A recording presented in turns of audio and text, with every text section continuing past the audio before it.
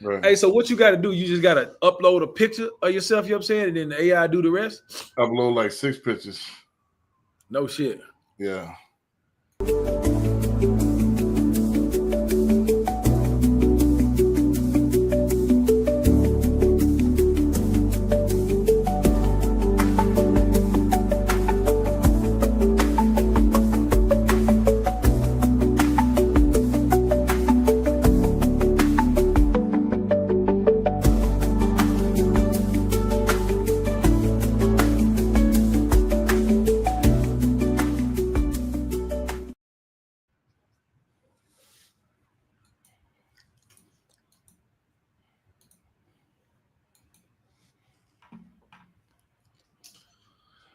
All right, let's go ahead and get started, man. The screen y'all done changed up a little bit, man. Then it changed up a little bit. Let's go ahead and get started, man. Boom. I got the banner. Then it changed up the buttons and everything on stream, y'all, man. Let's go ahead and get started, man. Let's go ahead and start with the banners. All right, cool. All right, my name is Brandon B. Dixon, MLS 1541210 at BNL Loan Officer on all social media. Go to the YouTube at BNL Loan Officer as well. If you want to book me for a consultation or you want to sign up for a mortgage, go to my website, applywithb.com. You can find me there. 832-775-8357. You can call me 24/7 long as it's about business. Also, go to brandonbdixon.com if you want to lease, you want to list, you want to sell, you want to get in the fix and flip, so on and so forth. I got everything. Last but not least, clcinvestmentclub.com if you want to join our investment club and want to mitigate your risk. Corey, I got you. Go ahead and queued up. Corey Smith, broker owner, Commodore Mortgage. We're not too hard to find. Gotcha. So yeah, man, let's go ahead and get it started. I got quite a few clips. I kind of mixed it up a little bit. Got a little bit of everything, man. Got a little bit of real estate. Got a little bit of controversy. Got a little bit of motivation. Gotta have a controversy. Yeah, got a little bit of everything, man. So I opened it up to this time. You know what I'm saying? I opened it up this week. So let's go ahead and get started. Right. I'm gonna start off with some H-Town stuff. So let's go ahead and run that, and then let's go ahead and get started. You know, without further ado.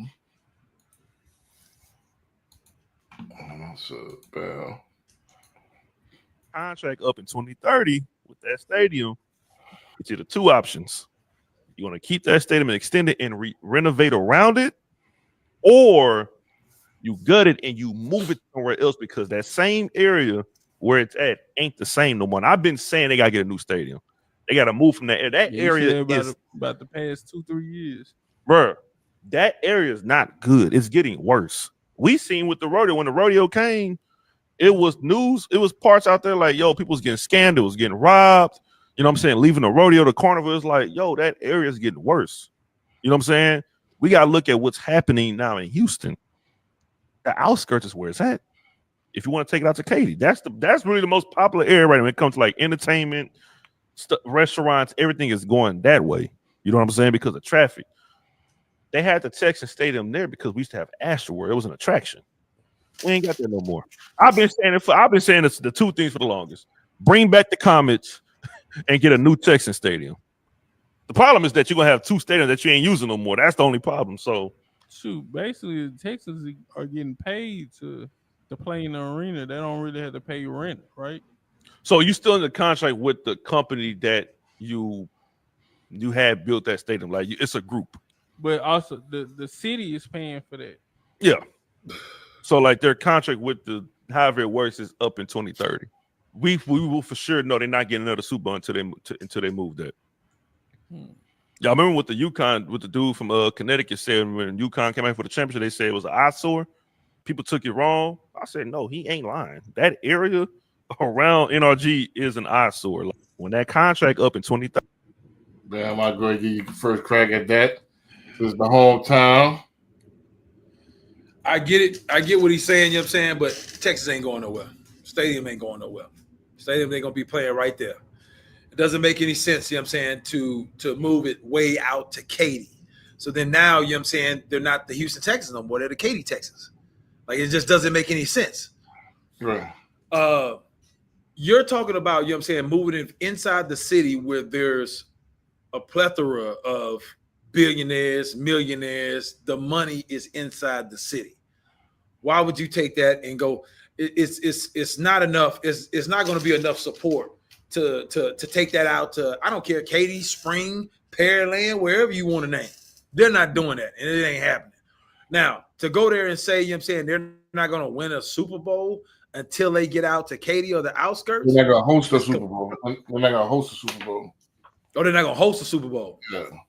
They already said that they gotta upgrade if you want to get another Super Bowl out there. Which that's fine. But I guarantee the city is going to spend more money trying to put developers into developing the area around the Astrodome versus trying to get them to move the NRG Stadium somewhere else. It just doesn't make any sense. You do more, you know what I'm saying, giving a credit to investors and developers, you know what I'm saying, to develop and knock down stuff around there. And then, you know what I'm saying, bringing up the actual value the same way they did downtown. You know, the same way they're going to do there. So even though I get the point that he made, but you know what I'm saying, it just makes no sense. Right. I mean, again, this is not my city. So, I mean, every other city, I can say, look at Dallas is out there in Arlington. I mean, even in you know, New Orleans still got the old state in New Orleans, but again, it's New Orleans is different banana, you know what I'm saying? Different atmosphere. You got everything around there where it's like walking distance. You know, but a lot of stadiums not in the city that they from, you know what I'm saying? But here's the thing, you know what I'm saying, when you think about New Orleans Stadium, what's the area like around there? And they just hosted the Super Bowl. Well, where they at is not really that much crime because that's that CBD area, Central Business District. So, you know, ain't nothing going on around there. That's heavily policed. But you go a couple of blocks around there, that's where you get your issue. You go down there, right there where the bridge literally runs right there on the side of the stadium. Yeah, I believe that's I-10 or 610, whatever the case may be. You literally got people posted up under the bridge, you know what I'm saying, homeless people and all this other stuff. It ain't the most desirable area. And to me, it doesn't look much different from where the NRG Stadium is. Right. But New Orleans, they've been talking about getting a new for New Orleans for a minute though too. Correct, but you know what I'm saying, New Orleans Stadium is a lot older than the NRG Stadium. Right. And we're talking about decades old. Right. I mean, really since the 60s. Mm-hmm. Either 60s or early 70s when the dome was built. You know what I'm saying? They just spent all that money on the NRG Stadium. They still got the Superdome right there that they're hosting high school football playoff games, and other events. Astrodome. Astrodome right there, you know what I'm saying, that they still hosting events and stuff like that at, that they still haven't done anything with. So, you know what I'm saying, they haven't demolished that. They haven't moved that. And then they haven't moved the Houston Rockets when they got ready to build a Toyota Center. Yeah. They didn't move that way out to the outskirts. So it just doesn't make sense when all the rest of the franchises is right there. Yeah, I disagree with him too. Bring the Comets back. Why are we gonna bring the Comets? I don't get that either. Did the Comets make money? Comets didn't make money, but they was great. But you know what I'm saying, here's the thing too, is that women's basketball is getting more and more popular. And then, you know what I'm saying, with as popular, when this is going off topic, but with as popular as the women's basketball movement is going, you know what I'm saying, like, why wouldn't you have that in a major city like Houston? Right. I mean, they getting all these other franchises, these these new franchises. Well, you know, what happened with the Comets? You know, I think the Comets. I think eventually. Let's go to. I think eventually a women's team will come back to Houston, but I don't think it'll be named the Comets. Just my opinion. Right. All right, let's run this next one since we're on the H-Town theme. ever U.S. spending plan for the world's biggest company, and it comes with thousands of new jobs across multiple states. Now, as you mentioned, we knew this was coming as President Trump teased it on Friday, and then Apple CEO Tim Cook was at the White House on Thursday. Apple is spending 50% more this year in 2025 than it did during the first Trump term. So $500 billion over 4 years this time, 4 years, not 5 years like they usually do. 20,000 new jobs, a new AI server factory in Houston, Texas. And that's significant for Apple, who tends to farm out their AI server needs to third-party providers like AWS. Also, you got a new Detroit Academy, doubling their research and development fund. Now, Apple CEO Tim Cook says that we're bullish on the future of American innovation, and we're proud to build on our long-standing U.S. investments. Now, Apple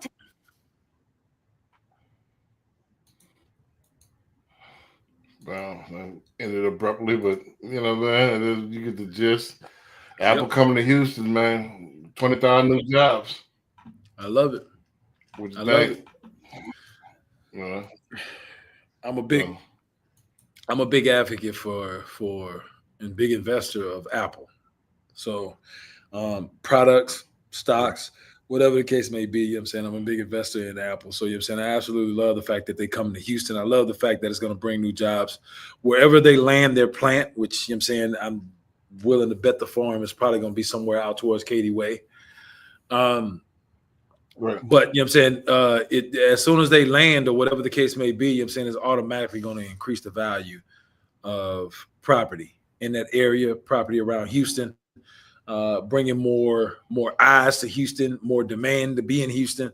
But it just makes more sense. To me, you know what I'm saying, a lot of technology companies have moved to Texas just because of the no state,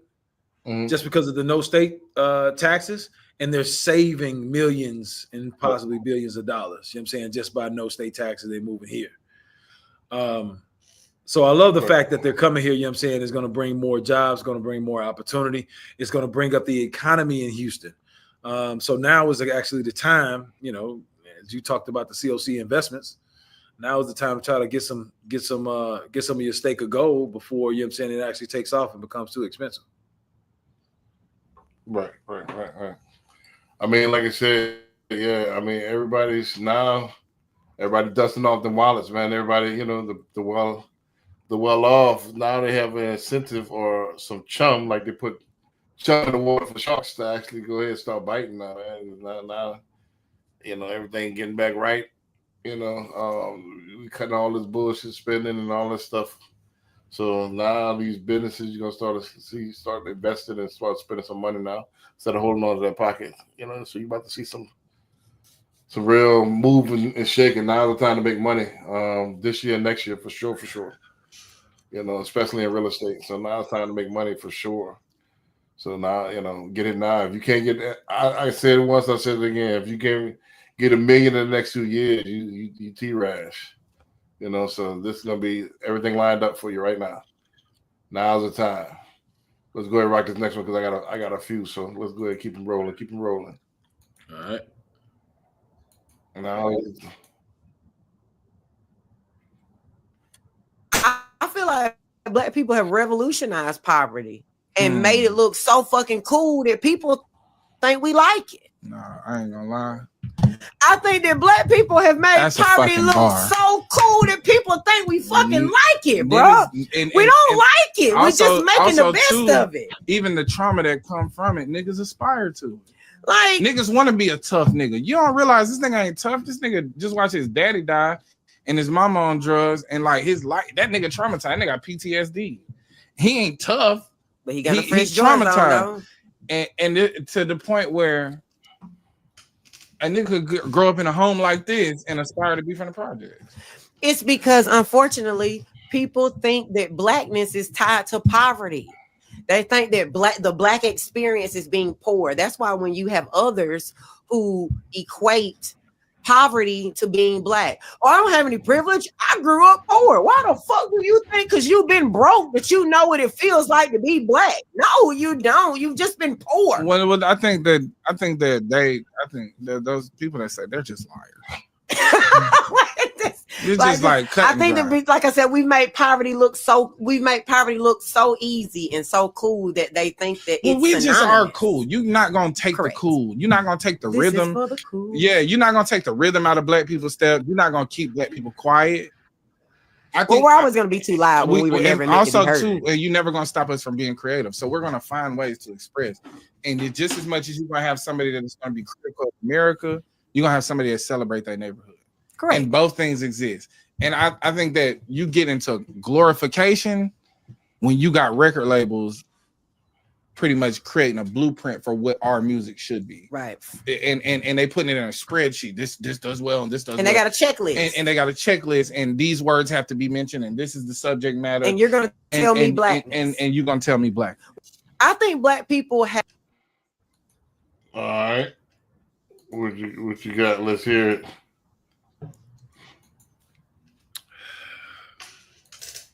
It's a lot to unpack on that one. Because yes, we make it look cool. Do we make it to where people envy us and want to be, want to live a poverty life? I don't know necessarily about that, you know what I'm saying? But then again, you know what I'm saying, it's all about your experiences, right? My experience may be a little bit different than somebody else's. So, in some ways, you know what I'm saying, I think, you know what I'm saying, we make it look cool and we do these certain things, but some ways, you know what I'm saying, I don't know if we necessarily want to get out of the hustle and bustle of poverty. I know what we say, but you know what I'm saying, our actions actually say something a little bit different. Now, me and you know what I'm saying, we're in the financial world. So we deal with people finances and we talk to people all day long and different people. And we have to hear these stories. And these stories, a lot of times, you know what I'm saying, don't necessarily make sense when you had a way out of poverty. You have the roadmap to get out of poverty, but yet, you know what I'm saying, you let your ego and your desires and wants stand in the way. So, I don't know, you know what I'm saying? It's a lot to unpack, you know what I'm saying, a lot to discuss, you know what I'm saying? It just kind of, my mind kind of racing, going all over the place. But long story short, you know what I'm saying, I kind of agree and disagree, mixed feelings about it. Well, I think we do. I had a clip.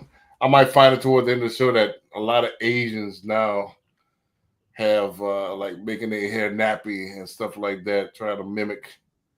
I think it's almost like cartoon characters, just like even Italians that we mimic Italians, like the crime is a fascination. It's like, you dressing like your villain or your hero or something like that. It's almost like,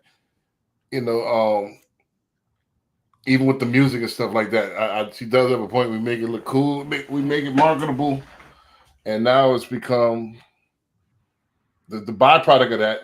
The sad truth of that now is it becomes you, your image. That what you put out there, it becomes you. So it's the gift and the curse. We made it look cool, and we made chitlins a delicacy. We made pork chops a delicacy, and all this other stuff. The catfish sandwiches and stuff that everybody else threw out. We made that a delicacy.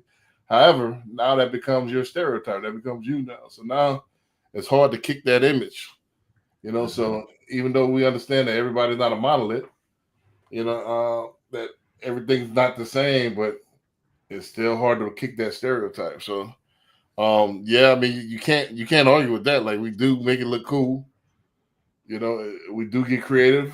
Even I was looking back in the days, like, man, the stuff that we used to wear is really like the cheap stuff, Chuck Taylors and Dickie suits and all that, the Players shirt. Y'all know, remember the Player t-shirts? That's cheap stuff. Yep. But we made that fly. Yeah. You know what I'm saying? So it's like, it's cheap clothing, but you couldn't tell us. We made that look fly. You know what I'm saying? Back in the day, I'm talking about before we got all this high fashion stuff lately. I'm talking about back in the 80s and stuff like that. When everybody was rocking Louis Vuitton and Gucci and stuff like that. I'm talking about before them days. Mm-hmm. So shoot, Adidas. Adidas is not expensive shoes. We made them hot. Yeah. Adidas was on the same level as Chuck Taylor.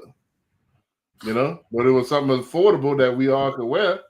and we made it look fun. We took the shoestrings out, put the right the tongue, you know, with the tongues out, and we made it hot. Got creative. Yeah. You know what I'm saying? So that you can't argue with that. You know, you can't argue. We get creative. We make positive look good. Here's the thing, though. You know what I'm saying? I think that's a cultural thing where, you know what I'm saying, you know, we just naturally, you know what I'm saying, just good at making things look cool. I don't care what it is. You know what I'm saying? Right. Which is reason why, you know what I'm saying, I think when it comes down to influence, you know what I'm saying, like we're the number one box office because, you know what I'm saying, everybody considers something cool just because we do it. Right. But I don't necessarily think, you know what I'm saying, that has anything to do with, you know what I'm saying, you know, people want to be or live poverty, you know what I'm saying, live in poverty just because, you know what I'm saying, we make it look cool. I just think it's a cultural thing where, you know what I'm saying, look, they're bringing baggy clothes back, you know what I'm saying, but it's a cultural thing, you know what I'm saying, that we're actually doing. Now everybody's kind of following the trend. But you know what I'm saying, to say, you know what I'm saying, somebody wants to be poor just because we make it look cool. I don't think she's saying they want to be poor, but they want to. But it's poverty though, right? You know what I'm saying? Like, you know, we make food stamps look cool. Like, how do you make food stamps look cool? Like nobody's in a music video holding up food stamps. So you know what I'm saying? How do you make poverty look cool? Like, how do you somebody aspire to be poor? I think we make the social norm. We make it okay. We make it socially acceptable to be, you know, less than, and that's what I'm saying. I don't think nobody, all right, I want to be poor. Nah, I'd be like, all right, well, shoot, you know, all right, he going up on food stamps. All right, I'm in the hood, but you know, we make it acceptable, and it should be like, nah, we got to do better than this. I got to get out of this. That's what Correct. she said. You know, but we make it look cool. We glorify it, which makes it look cool. You know, like you said, you got people, these youngsters that's well off. But they all from the hood. But see, my people, they from the projects though. Who can you know? Why you not proud? Why you not sticking out your chest, man? I'm from River Oaks, man. You know. Yeah, but you know what I'm saying, you know, my perception is, you know what I'm saying, it's a little bit different, right? You know what I'm saying? So we make it comfortable and we make it okay to be in the situation that we're in. You're on food stamps, you're on Section 8, whatever the case may be. Hey, look, this is the situation. This is the cards that we was dealt. We're going to make the best of it. You know what I'm saying, right? So we're going to make it okay. I don't think we're necessarily glorifying it, you know what I'm saying, and making it to where, you know what I'm saying, everybody else wants to be the same thing. I guess that's where I kind of, you know, have your checks and get it. Separate from the pack. Because to me, you know what I'm saying, like, you know, if you're making lemons out of lemonade, nobody's complaining about that. This is just no, but I'm saying you can't say we don't make it look cool. You know, can you make food stamps look cool? Is that what you're trying to say? Yeah, look at ODB had the food stamp card on his album cover. What you talking about?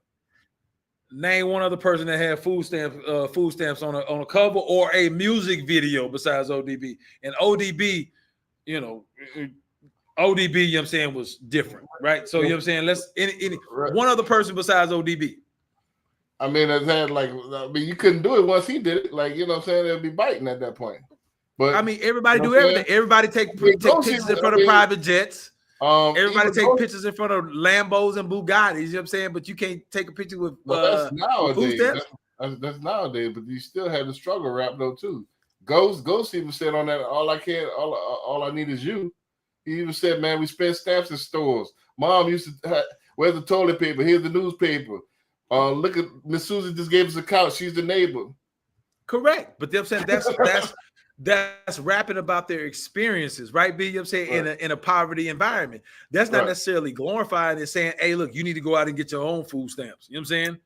It's a difference. I don't think you get what I'm saying. We making it look acceptable. Like it's not that bad. Oh, for sure. Because you know what I'm saying, when we're dealt lemons, you know what I'm saying, we make lemonade, right? Which is what I just said. Right. So you know what I'm saying, we make it acceptable and make you okay because you know what I'm saying, you don't feel alone. Okay, they're rapping about this. I can completely understand that. Somebody being shot on the corner, I can understand that because I've seen that, right? You know what I'm saying? I experienced that. So I'm not the only one going through that. It's kind of therapeutic in a way when you go through that. But when you talk about somebody glorifying it and somebody else wants to do the exact same thing, somebody else wants to be on food stamps, somebody else wants to be on Section 8, I think that's completely different. Well, I don't think it's, I don't think it's that want to be. I think it makes it okay to be.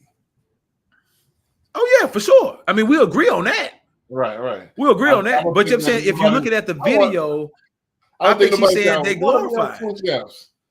You know what I'm saying? I don't think that's the Look, case. maybe- I think- maybe I read it wrong, or maybe Right. I heard it wrong, right? You know what I'm saying? But in the video, it sounds like what she's saying is that we make poverty look so cool, other Right. races and other people want to be in poverty too. Nah, And that's what not I- the case. Nah, what I heard is we make it cool, we make it acceptable. You know, because we created. That's what I heard. Like we make it acceptable. I can accept that. Yeah. I can accept that. All right. Let's go ahead and run this next one here. I forgot what this one is, but we're gonna run it anyway. All right. You know what I'm saying? I hope it's not too raunchy. Y'all wasn't at Splash House. So y'all didn't go up, ladies. Y'all didn't go up to Splash House. Them young niggas was out there on the loose. Look at one of them. Look. They don't give a fuck. Look, they go Sauce Walker. He the youngest old nigga we got. Protect him at all costs. Why you by default? Y'all need to start going up to the Splash House. This is like y'all missing out. It's money falling from everywhere. Jesus even started throwing money. He said, look at them little niggas. Hold on, I got a couple of, hold on, fellas, hold on. Jesus even fucking participated up there at the Splash House, splash off in the splash lot. Where was y'all niggas? Huh? Look, they throwing ass and I asked the ass out. What's going on? Yeah. Y'all missed out. I'm sorry. It's a young nigga world. There go another one. Look. Niggas is just rich. Fuck a stimulus. Hustle, bitch. Nah, how you like that? How you like that word? Hustlers. Nah. They get up and get to it. Look at them big ass chains they got on. I can't wait to be a young nigga again. I'm about to go reincarnate myself. Y'all tripping. These new niggas is different and better than y'all was. All y'all wanted to do was be broke and be mad at other people because you broke. That ain't got shit to do with nobody. It's still people to this day be doing that. Yeah, get off on these niggas. Hold on, here go the camera, huh? Yeah, boy got on 50,000. In it's real life out here. I keep telling y'all. Y'all bullshitting with y'all life. I don't know what to tell y'all. Hold on. Move. Sauce Walker right here. There we go. Now, if you could be like him, that means you got all the Dragon Balls. You already talked to the motherfucker in the sky, that big ass monkey. Ooh, with some candy out there to splash on. Listen, like I was saying, Super Saiyan mode is so y'all wasn't that splash. I mean, this one a lot to unpack though too. That's a lot to unpack. All right. That is a lot to unpack. You want, let me go ahead and get the first on it. I mean, let's start with the obvious, man. Is he telling the truth? Is the young cats doing it better, faster, and bigger than we did it back in our days? These boys got it. You know what I'm saying? They level of got it was different than our level of got it. You know, these boys got these, you know what I'm saying? I've never thrown money in the sky like that. You know, it's never gonna happen. Never have, never will. Like 7-Up. Because You know what I'm saying? you got sense.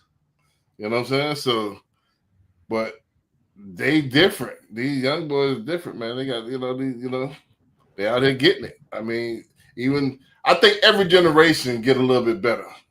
As far as, I'm not saying what they're doing is better. They wasting money, of course. You know what I'm saying?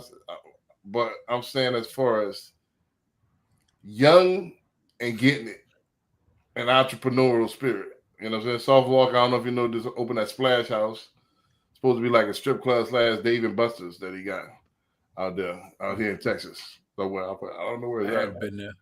I haven't been there. Right. You have or haven't? I haven't. Right. He just opened it a couple of weeks ago. Yeah. So. Okay. But entrepreneur. So we did stuff like that back in our day, but it wasn't to that level. So they took whatever we're doing to the next level. So that's one thing. I mean, I never did agree with making it rain. I don't see the purpose. It's not fun. I don't never go in the store and let me try on these pair of pants. and then put it back on the rack and then throw the money at it. All right, cool. This is the money I would have spent on the jeans. Here go the money, and then walk out. Is that fun? No. You know what I'm saying? So I guess it's this stunting. I mean, if you want to burn on some money, you know, put it. You know, I guess can it be a tax write-off? I don't know. To throw money in the air? I don't know. I'm trying to put the relevance in it. I guess that's fun. I don't know. I never seen throw. I would be hard, man. All that money. Oh my god. This is what I could have bought this with that. Oh, I could have bought this with that. You know, I don't see. I never did find that fun. You know. You know. Oh, you done with your point, B? I mean, and as far as the other points that I could see, that was the two major ones. The only other thing I can see is we kind of do the same thing. I mean, it is redundant. Like all that money we could have got together and do something else with it. But you know, I can't sell out another man's pocket. You know what I'm saying? If that's what you want to do with your money, that's what you want to do. But I choose to do different things with mine. But that's all I gotta say. But you can run it. It's funny the timing of it, you know what I'm saying? Because just today I watched the Shay Sharp video, the interview with Wallow. And, Right, I gotta stick with that. And Wallow talks about how, you know what I'm saying, ego is the number one black male killer, right? You know what I'm saying? Right. And when you got people that's throwing money in the air like that, just ridiculously, right? You know what I'm saying? And no purpose. They just throwing the money in the air because everybody else is doing it. I want to do it. Like, I want to show I'm big shot. I want to throw money in the air. Right. It's not cool to finance a school. It's not cool to help pay college kids tuition that doesn't have the ability to do it. It's not cool to do things like that. It's cool to throw money in the air. You know what I'm saying? It's all about ego, right? A lot of decisions, you know what I'm saying, when it comes to black males are based upon, you know what I'm saying, ego. And at the end of the day, you know what I'm saying, sometimes it's our downfall and then sometimes it's not. But majority of the time, it is our downfall. Things like this, you know what I'm saying, just kind of makes me think, okay, well, look, there's something positive to take from the new generation because there's plenty more ways to make money than our generation, you know what I'm saying, versus the new generation when they got social media and all this other stuff or whatever the case may be. That is something to glorify. To throw money in the air just because, hey, I'm just making it rain or whatever the case may be, but you're not changing lives. You're not doing anything with that money to help further your wealth or take care of somebody else outside yourself. That's the part that I don't agree with. And I don't necessarily understand. Now, granted, you know what I'm saying, I'm 41, about to be 42. I'm a little bit growner and more seasoned than some of these cats. I get it. We all did stuff dumb when we was young. But I was never at the point where, you know what I'm saying, I was at the club just throwing money just to be throwing money. Throwing money because everybody else was throwing money. Like, you're following the crowd. Like, you know what I'm saying? Why would you want to be a follower? Just be a leader. So that part I don't necessarily understand. That part I never will agree with. Because all that money that they're throwing, and chances are, you know what I'm saying, there's somebody with less wealth and less blessed, you know what I'm saying, less blessing or whatever, that's picking up all that money. It's unnecessary.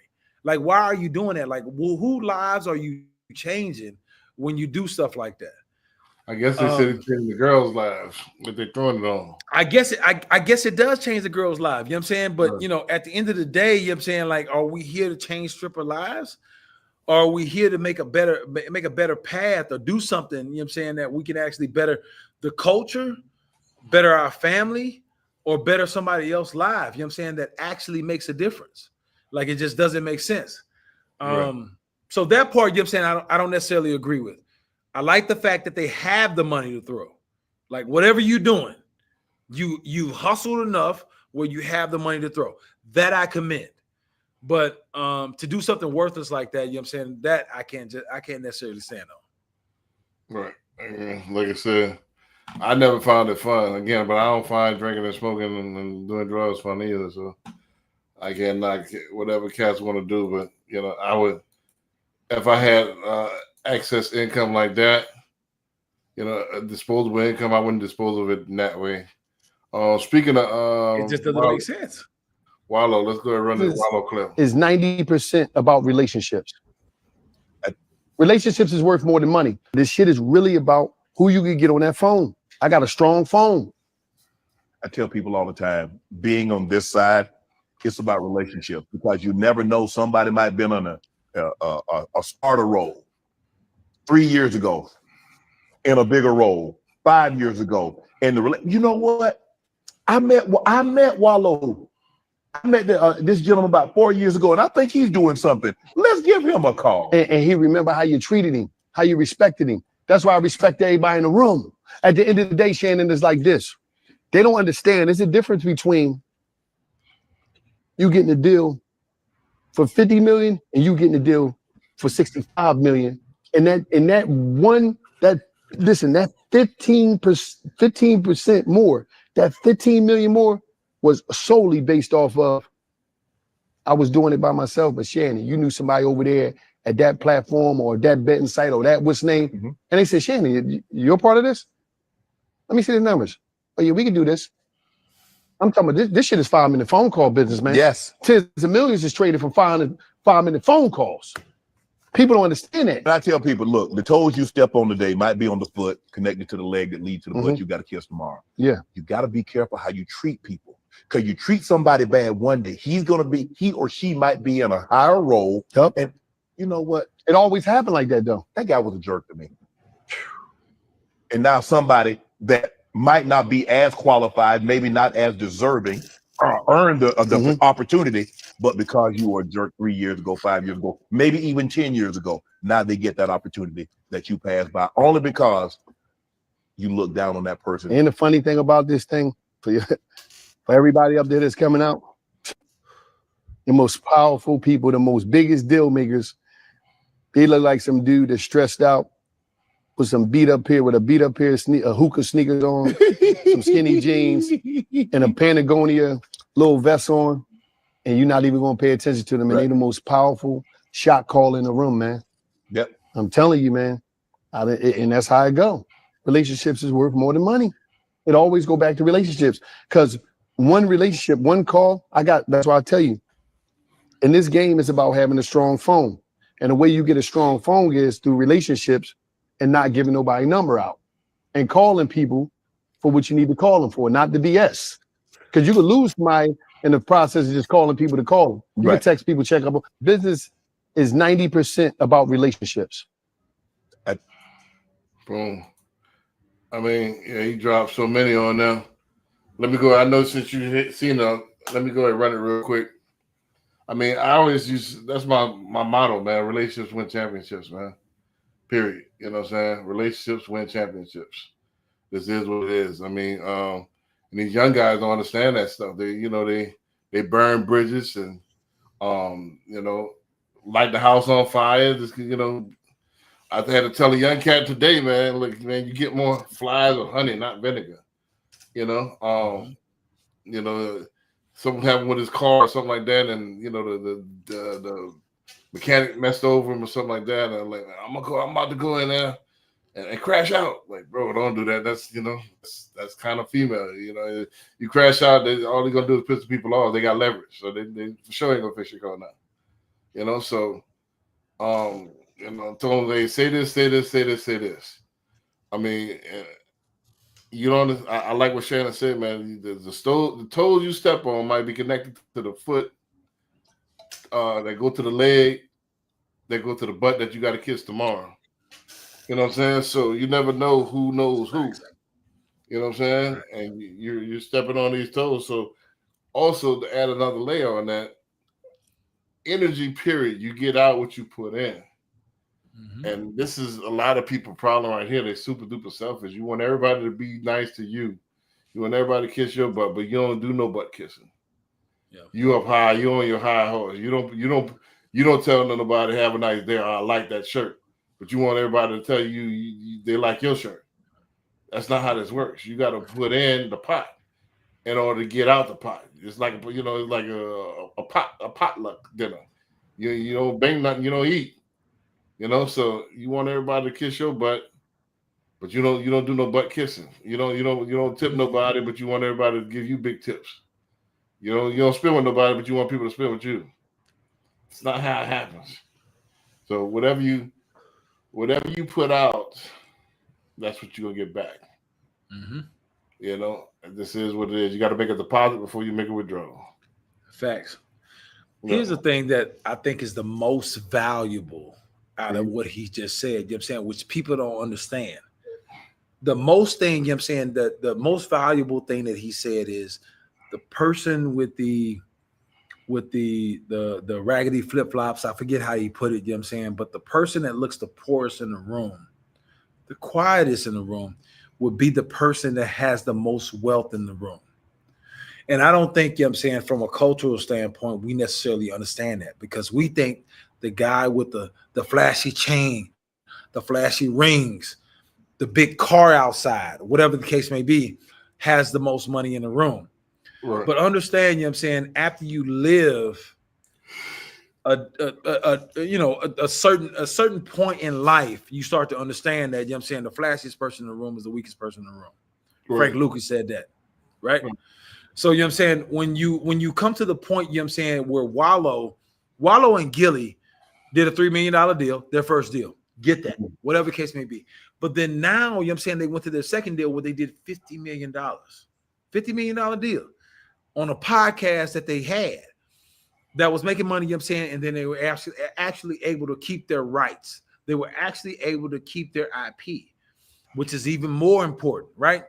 Mm-hmm. But then once you get to that point where you're talking about money, not like regular money, you know what I'm saying, not, you know, say, look, somebody got a Lexus or whatever the case may be. We're talking about fuck you money type of level.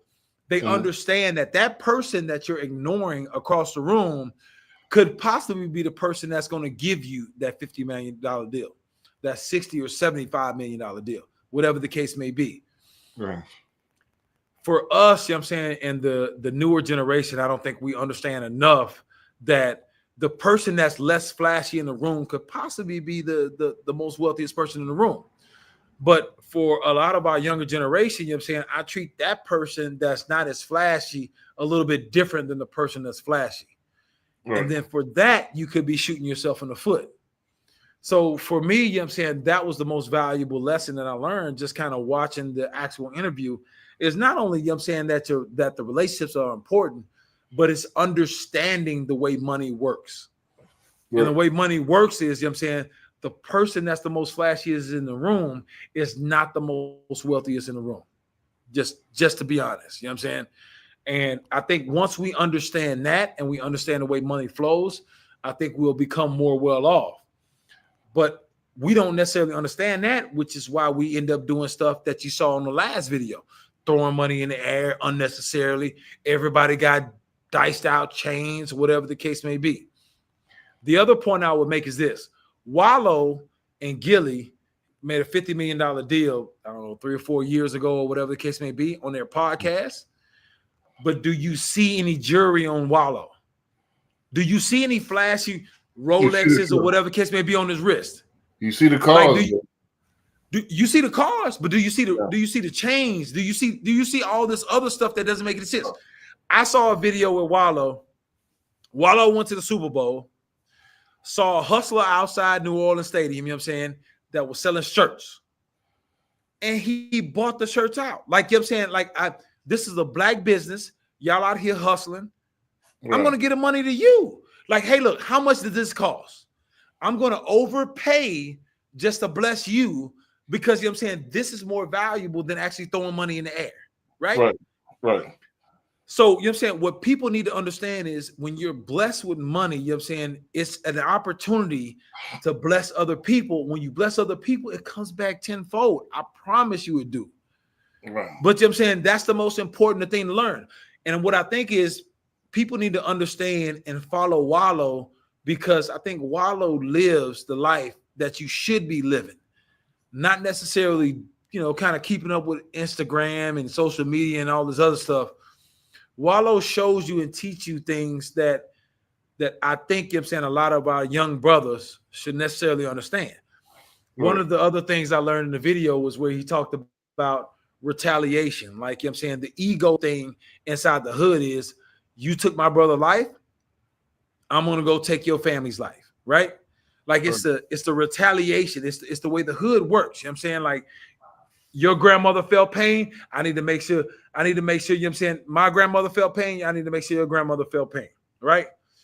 And then when does it stop? Like, you know what I'm saying, you continue to go into, you know what I'm saying, you're just consistently killing off the black population. So, you know what I'm saying, this video here, you know what I'm saying, couldn't come at a better time because it hit home to me, because, you know what I'm saying, he's spitting so much truth and so much knowledge and wisdom that a lot of our young brothers need to hear, and a lot of our older brothers need to hear too. But there's a lot to be learned from this video clip that you showed, and it's a lot more to be learned from the actual interview, the 2-hour interview that he did with Shay Sharp. I would challenge anybody to go watch the 2-hour video, because you're going to come out a different person. I guarantee it. Right. Let's go to something here that kind of I get a lot of people get a lot of too. You know, I'm glad somebody pointed this out though. Let's go and rock this one. This is what it looks like when somebody's actively trying to sabotage your dreams. If I can do that for 3 more days, I'll be very happy, and a victory would be awful nice. A victory. For me, that comes off as a little cocky or brash. Well, when you come out here, you know what I'm saying. Your first pro tournament, you say, you know, I can win. I've always figured that why go to a tournament if you're not going there to try and win. As I always explained to my dad, second sucks and third's even worse. That's just a feeling. But on tour, that's not too bad sometimes, though. That's not. You catch that? He's trying to get homie to lower his expectations. Not too bad, but I want to win. Now, if you know anything about body language, you'll understand micro expressions. And this is a micro expression of disgust. So he's disgusted by the fact that Tiger Woods, a young Tiger Woods, thinks he's going to win. You'll learn. I'm just kidding you. I'm sorry I had to say that. He wasn't just kidding. What he was doing was displaying his jealousy. He was actively trying to sabotage this young man's aspirations. But in the end, we all know who got the last laugh. This is what. Well, I'll let you go ahead and run it, and I'll run it on that. The most valuable thing that I see from that is the fact of Tiger Woods being able to control his emotions, right? When he's faced with somebody else that feels superior to what his feelings are, right? The biggest thing to me, you know what I'm saying, is that, hey, Tiger Woods, it's a difference between being good and being great. Tiger Woods is great. Michael Jordan is great. If you have an interview with either one of those, they don't talk about second place. Like, what second place? What? Like, I'm the greatest.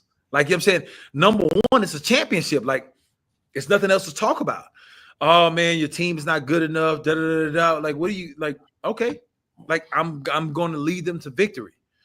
It's a different mindset that you have, right? That's the first thing. The second thing is the strength that it takes to control your emotions, not to go off. How many times have we seen on an interview where people are challenged like that and they be like, oh man, you know what I'm saying? You know, oh, you know what I'm saying? You against me, da da da da. You know what I'm saying? Like da da da da. And then we choose to meet adversity with anger, which is unnecessary. Like Tiger Woods is just like, okay, well, look, I'm laughing with you. You know what I'm saying? Like you had to get that jab in. Okay, I'm going to get the last jab because I'm going to win. I'm going to win the Masters. You don't think I can do it, but I know I can do it because I put the work in order to do it. So people need to understand, you know what I'm saying? Just because somebody else has another perception, it takes a strong mentality, which I don't think a lot of people understand the mental strength of an athlete, especially when you're great, right? Because you have a lot of people that's going to doubt you. You have a lot of people that's going to talk against you. You have a lot of people that's going to tell you, okay, well, you know what I'm saying? I don't think you can do it. You can't do X, Y, Z. But you have to be mentally tough to say, you know what I'm saying? No, fuck that. You don't believe that, but I know I can do it. And I'm going to show you. And I think that's exactly what Tiger did, you know what I'm saying, which is actually something to be envious of, because not a lot of people has the mental strength to actually be able to do what Tiger Woods did right there. A lot of people would have lost their cool, but Tiger Woods stayed cool. He laughed, you know what I'm saying? Okay, you know what I'm saying? Like, you got your feeling, but I'm going to show you at the end of the day that what I say is true. What I feel is true. And then at the end of the day, you know what I'm saying, you have no choice but to eat those words. And when you eat those words, you know what I'm saying, don't come back over here trying to butter me up, because I know how you felt. I know the doubt that you had. So I think it's a lot to be learned mentally from a male perspective and from an athlete's perspective, and just from having a positive mindset perspective, that if you want to be great, you can't let other people stand in the way, regardless of their opinions. Right. I'm gonna take it from another angle as well to kind of tie it to the Wallow video. People do this all the time, whether knowingly or unknowingly, try to piss on other people's parade, and they don't understand that, you know, relationships win championships. So you burning that bridge by putting your limitations on somebody else. Mm-hmm. You know, so you limit it just because you feel that it can't be done. What gives you the right to kind of, all right, I'm gonna go ahead and put my feelings and on you. Facts. You know, and then try to push it off on you. Facts. You don't know, and when that person do it, their whole thing is that, all right, well, you didn't believe in me. Don't come try to celebrate the victory with me. You didn't think I could get first place. Correct. So that a lot of people do this, and that kills the relationships right there. You know, a lot of people don't understand that. You know, you gotta kind of watch what you say. You know, and stop being dream killers. You know, I think Kanye had a song like off his first album called "Dream Killers." You know, we all go through that. Then Grant Cardone, I got Grant Cardone coming up next. He always talked about it in his book, Be Obsessive, Be Average, about how average people try to make you average because they feel like because they gave up on their dreams. Mm-hmm. So they want you in the crowd, like, we're gonna join with me because I couldn't do it, so you can't do it. Correct. You know? So go ahead, give up. Well, you know, and be like me because I want you to be in this. You know, so misery loves company. I want company here. Yes, absolutely. You know, so that's how. You know, that's why I don't listen to people advice. You know what I'm saying? Like, I just kind of do it and just pop up and hey, it's done. You know. Here's the thing. You know what I'm saying is that, you know, you don't want to put full value in people's opinion. But sometimes, you know what I'm saying, somebody can give you a different perspective than maybe what you've thought of, right? So, you know what I'm saying, I would say, you know what I'm saying, actually listen to people's opinion, but understand where the motivation is and where their perspective is coming from. So we talk about, you know what I'm saying, like just the same thing as an interview. You know what I'm saying? He talked about, you know what I'm saying, you know, he kind of make light of it, passive aggressive approach, right? You know what I'm saying? So you understand that, hey, look, this is a guy that played golf. He couldn't do what I do. Right. He doesn't necessarily understand with me being this young for me to do what I do. You know what I'm saying? I'm not listening to what he's talking about. But there has been times where, you know what I'm saying, other people have actually brought up something and like, well, you know what? I never really thought about that. So, you know what I'm saying, you have to decipher for yourself if that's something to actually take into account or not. Right. Majority of the time, it may be not something that you take into account, but it may give you a cause for pause to be like, okay, well, look, maybe I need to tighten up this, that, and the third, right? And just to become a better athlete, whatever the case may be. Sometimes it's valuable information, even though they know it, they understand they're giving it to you or not. So I wouldn't necessarily say just kind of disregard everything everybody says. I would just say, you know what I'm saying, it's just like eating food in your body. You know what I'm saying? Like you eat food with your body or whatever, your body processes, it keeps the good stuff, and then it gets rid of the bad stuff, you know what I'm saying, that your body don't necessarily need. Right. And if you approach life that way, you know what I'm saying, and you're not dictated by the outside influence, I think you'll be fine. Well, I think, like I said, with people, you got to kind of as far as advice, you got to get permission. Look, I got a different perspective, man. If you want to hear it, I'll go ahead. I mean, I'm not knocking. You gotta put it in context, because if you're just putting it out there, you don't. People could take it the wrong way. Most of the time I'm gonna take it as dream killer, you hater. You know what I'm saying? If you do, see, blah blah blah blah blah. I don't think you can do that, blah blah blah. How you know what I can do? You don't even have all the angles. So so if you put it in context, hey man, I mean, I get it, man. I 100%, man. I'm with you. Whatever you got to do, I'm lined up first to get whatever you got going. I mean, but I do see a couple of things though. But if you want to see, maybe it could help you see something that you've never seen. But if you want to hear it, you can hear it. If not, don't worry about it. So put the ball in their court. If you want to hear it, I think if you do this, and third, boom, boom, boom. But just to put it out there, nah, man, see, shit ain't never gonna happen. It's all how you do it. Now, what you do is how you do it. Nah, that ain't gonna happen because this, and this. You know what I'm saying? But I mean, look, we're in a society where everybody has an opinion, right? Right. Sometimes, so when you think about the NBA, you know what I'm saying, and you listen to Charles Barkley has an opinion about what people can and can't do, right? Right. I don't think you can necessarily knock it when you talk about, you know what I'm saying, where people have criticism of what you can and can't do. You just have to chew on it and understand, okay, well, look, do they have a point or do they not have a point? Okay. But you know what I'm saying, it's not to say that you have to fold under that pressure or fold under that criticism. What you have to do is understand it, process it. And if that is your weakness, now, you know what I'm saying, you understand that it's out there. This is your weakness. That's what you need to work on. So now I'll become better at it. And I do feel like, you know what I'm saying, like, if, for example, Floyd Mayweather, I feel like Floyd Mayweather, you know what I'm saying, has always had criticism. But over the years, he's understand, even though he's never said publicly, he's understand the criticism that he's had, and he's made adjustments according to it, right? And I think any person that's looking to get better would, because nobody's perfect. Everybody has a weakness. You know what I'm saying? Even if it's not a true weakness, my weakness is not the same as your weakness, right? But if somebody points out something, you know what I'm saying, that I'm not doing as strongly as this, then maybe I take heed to it. Okay, well, I need to work on that.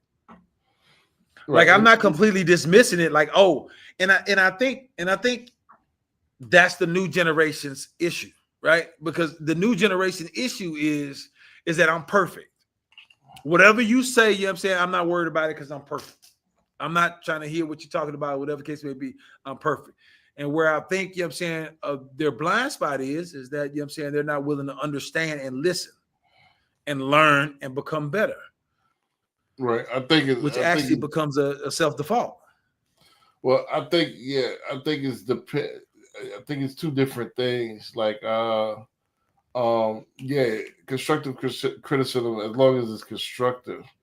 However, most people, it's how you do it. That it counts. Like and the way you say something counts as well. I give you an example. Let's take the example that we just seen. The way his microaggressions and the way he said it came across as you don't know what you're talking about. There's no way you could do this. Like, let me humble you. That's how he came across. And then from there, you come across as a hater. You don't come across constructive. Again, flies are attracted to honey, not vinegar. He throwing that vinegar out there. I'll give you another example, real life example. I had one time when I was working a corporate job. This woman I just met, that is not my supervisor. We were equals, but she was supervisor of a different department. Never really met her, man. But she taking pictures of stuff. Boom, that of stuff that I didn't even know. Again, I'm just getting there. You're supposed to be in charge of this. You snapping pictures, and then go ahead and emailing the supervisors and stuff. Like, damn, I never met you. Can you come pull me aside and talk? Hey, I see you do. Hey, how's it going? I'm such and such. I like the work. I like, nice meeting you. This is this, you know, I love I'm dedicated to excellence. So let me tell you what I see. Right.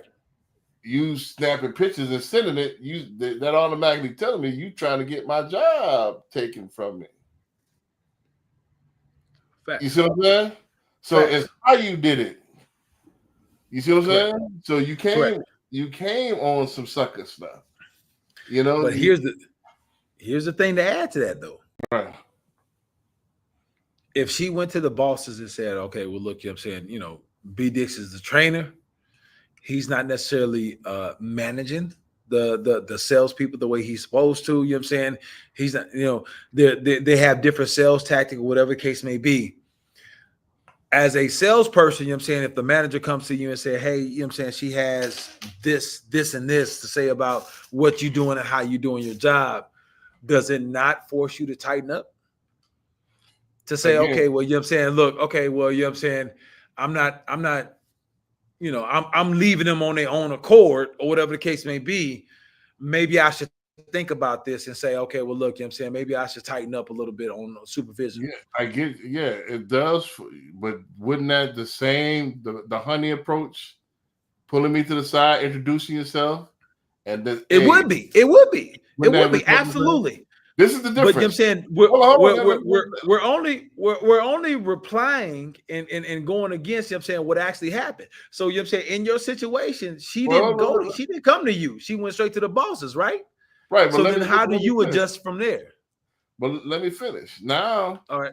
This is this is a continuation of the Wallow video. Don't step on somebody's toes because it might be connected to the foot or the leg or the butt you got to kiss next. Correct. So you know the way you did it, you stepped on my toes. So now I wouldn't piss on you if you was on fire. You know what I'm saying? So I get so that's the result. Like you still, it's the way you did it. You still could have got me to tighten up. But yeah, it's gonna get me to tighten up, but you got me to tighten up with vinegar. Now I'm tight all of it. Yeah. Yeah. I'm not gonna piss on you, but you know what I'm saying, when it comes to my responsibilities, I'm gonna tighten up a little bit. You know what I'm saying? Okay, all right, cool. Right, but at the same time, now you marked. I see what kind of game you playing. I see how you play. There's no olive branch at that point. I get it. You see what I'm saying? Now you didn't burn that bridge. I get it. There is no relationship at that point. You started off. It's how you do it on the rocky road. You started off on the wrong foot. There's a way you do things, and you get the same result. And then you could have still had a bridge that was built as opposed to a bridge that was burnt. 100%. 100%. You know what I'm saying? So that's what I'm talking about. So just like with the Tiger Woods video. Now Tiger Woods at one point was the most famous person in the world. Now I know he's eating crow that he tried to shit on the boy like that. Of course. You see? Of course. And all he had to do was like, hey man, you're moving kind of fast. You know, you could have did it a different way instead of coming off with vitriol and disgust. Like, you don't know what you're talking about. Silly boy. That's how he came around. But you can appreciate things like that happen because people that want to be great, that's fuel for motivation. the fire. Yeah, motivation. Yeah, definitely motivation. Oh, come on, man. You know what I'm saying? It's fuel for the fire. So you know what I'm saying? It's not one of these things where I'm second guessing myself. I'm thinking, damn, you know what I'm saying? And then now I'm swinging. This is what they're saying about me. That type of thing right here. Yeah. When you want to be great, you're just like, okay, well, look, that's what I need. You know what I'm saying? Like, please talk to me like that because, you know what I'm saying? Like, that's what I need to be focused. Right. And I'm going to fucking shit on you, what you saying. Period. Right. I mean, that's gonna be fuel for me. That's not gonna change me either way, you know. So, however, correct. I'm talking about people that's trying to build relationships. You know, that's not the way you build relationships by doing it that way. Well, you know what I'm saying? Here's the thing, is that person, you know what I'm saying, in that example, that's not the person that you're trying to build a relationship with, right? Mattress Mac is the person that you're trying to build a relationship with, or whoever the manager is, or whatever the case may be. You know what I'm saying? That's the person you're trying to build a relationship with. Wow. And then when we talk about the value of relationships, which is what you will get from that interview if you actually watch it, we're not just talking about, you know what I'm saying, just calling people and using them. Like what people don't understand is that, you know what I'm saying, like, yeah, it's strengthening phone and who you can call and ask for things and that type of thing, or whatever the case may be. But if I go through something, who am I going to hear from? Right. You know what I'm saying? Like it's more about the relationship than just calling me and needing something. Like, you know what I'm saying? If I go through something, just send me a text. You know what I'm saying? He talks about that in the interview. Just send me a text. Hey man, you good? You know what I'm saying? You all right? Like, it ain't just, hey man, I need this, that, and the third. You know what I'm saying? It ain't just that. And that's what I don't think people understand, you know what I'm saying? Because a lot of people just like, hey, look, I know such and such. We went to middle school together. You know what I'm saying? He's supposed to do such and such. Let me call him. And I haven't heard from you at all. Like, it doesn't make sense. Even from a loan officer standpoint, you know what I'm saying, right? If we're talking about business, let's just relate this down. Let's just dumb this down to normal people's level, right? Right. If I'm a loan officer, you know what I'm saying, and I've never done business with you, you just got licensed in real estate. You call me, hey Corey, you know what I'm saying, I need you to finance $500 towards this open house that I'm having. Like, this is the first time I've talked to you. Like, why am I going to finance a $500 open house? You know what I'm saying? And I don't have the relationship with you. I don't know if you do business. I don't know anything about you, right? That's the relationship. But if you talk to me, hey, look, I sent a couple clients your way. This is the thing, you know what I'm saying? Like, you know me, you know what I'm saying? We talk on the phone a couple times. I checked on your family, you checked on mine, that type of thing. It's a different scenario when you ask for something versus I don't fucking know you, just call up for me for money. Right. And all the people that call, the insurance people that call, yeah, if you got anybody, should have gone. Why would I do that? Correct. You know what I'm saying? So it's just like we don't have. So when you talk about relationship, it's not just because I have your number in my phone. Right. It's because we have a personal relationship that's deeper than just business. Right. And goes deeper than business. You know what I'm saying? That we're going to actually do business together. You know what I'm saying? Not just the fact that you have my number in your phone, that you call and ask for something. So right. I just want to make that clear. These youngsters don't understand that. They want, you know, if it ain't, you know, their way, you know, the world has to bend to them. And that's not how this works. Oh, absolutely. Absolutely. Let's rock this next one because I still got a few more. All right, I got you. They are so upset about these cuts. Why are they so worried? Well, because they're thieves. These are parasites on the American people. It's a Ponzi scheme. They collect $5 trillion. I think the American people don't understand the IRS and what they actually do. They collect $5 trillion a year from American people, mostly not corporations, American people, regular middle-class people. Those super wealthy have figured out how to get by it. 50% of that money is from income taxes. Okay, it's taken literally, you know, $2.5 trillion away from the American people. 1.8 trillion comes from withholding. And then 10%, Laura, listen to this, 10% are penalties. $500 billion a year the American people are charged by the IRS for penalties alone. We should get rid of the IRS. We should go to a zero tax. First of all, audit the IRS and you will get rid of them because the amount of fraud there is unbelievable. We should go to a zero tax, and then when the American people, for some situation, whether it's the military or whatever, needs money, we print money. Right now, we do both. We print and we tax. We should do one or the other, and I would say print and make sure the American people are behind it. Otherwise, don't tax the American people. Well, you can actually, it turns out, you could get a Doge check with all this savings sometime soon. Watch. Elon Musk is proposing potentially giving money to Americans based on what Doge is finding.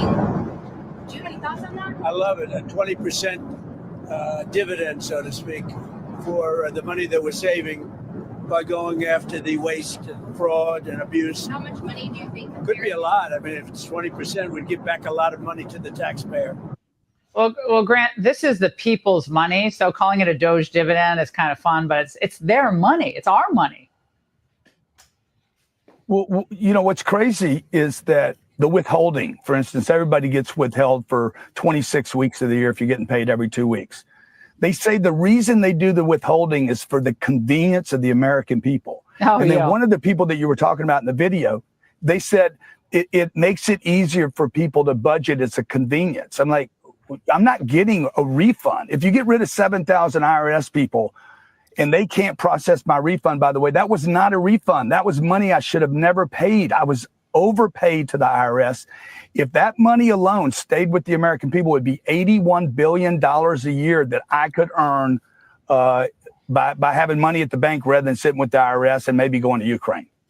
It's criminal. It's criminal that we spend $1 trillion a year on interest on our debt. It's criminal that we spent trillions of dollars in Iraq and Afghanistan. I mean, it really is criminal. It's stealing from the American people and our children, our grandchildren. And speaking of stealing, Grant, what about Fort Knox? Do you think that gold's all in there? A little few gold bars missing, maybe? One or two things are going to happen. Either they're going to find nothing in there, and that's going to be a disaster, or they're going to find too much gold in there. Because maybe go back a couple of years and maybe they've been packing some gold in there from other countries. Neither one is explainable, but the American people deserve to know what the truth is, and the American people can handle the truth. Let's get down to it and stop the nonsense of these Ponzi schemes and parasites. Do you think there should be any tax, flat tax, fair tax, sales I think there should be no income tax, no death or inheritance tax, no gift tax. There should be no income tax at all. No payroll withholding. The way to do it is to go to a flat tax. People would pay 20 to 25% on a purchase. That's when it would be collected. And if a local state or county wants to add a property tax, let them do that. It shouldn't be the federal government. Grant, people across the country are applauding that. Sounds good to me. Grant, thank you so much. Come back soon. Grant, they are so upset. All right, let's hear it. I know I had to put a couple controversial ones up there. You know what I'm saying? Of course, that's the way you had to do it. Yeah. Man, it's a lot to unpack on that.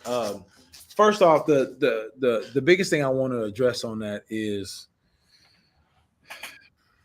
if you don't take the money from the people, you know what I'm saying, there's not going to be enough. There's not going to be money to pay the IRS at the end of the year. Period.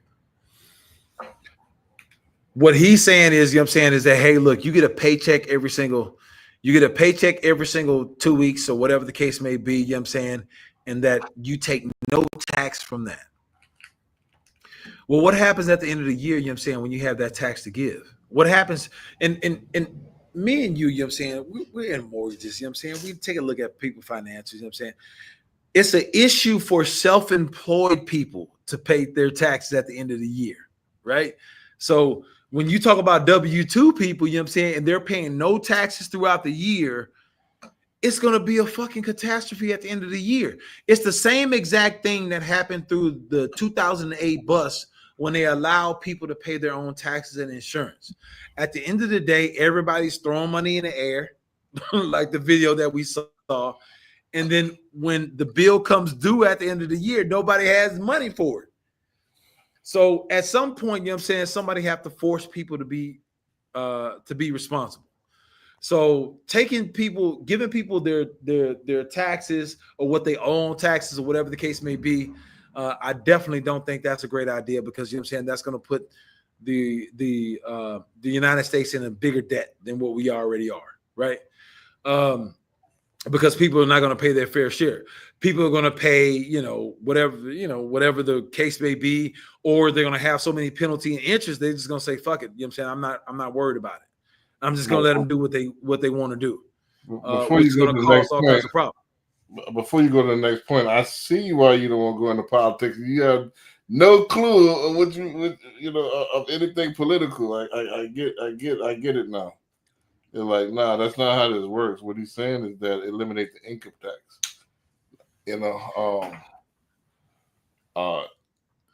It's illegal anyway. It's not to tax income.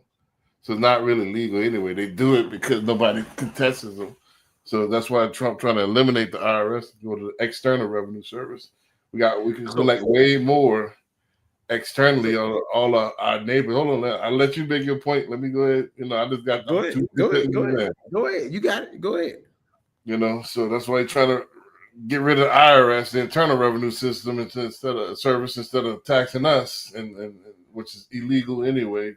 Go ahead, all these quote unquote allies who we picking up the tab and all that for that's not paying their fair share. All the money that we owe from everywhere else. But start collecting that instead of collecting from us, which is illegal.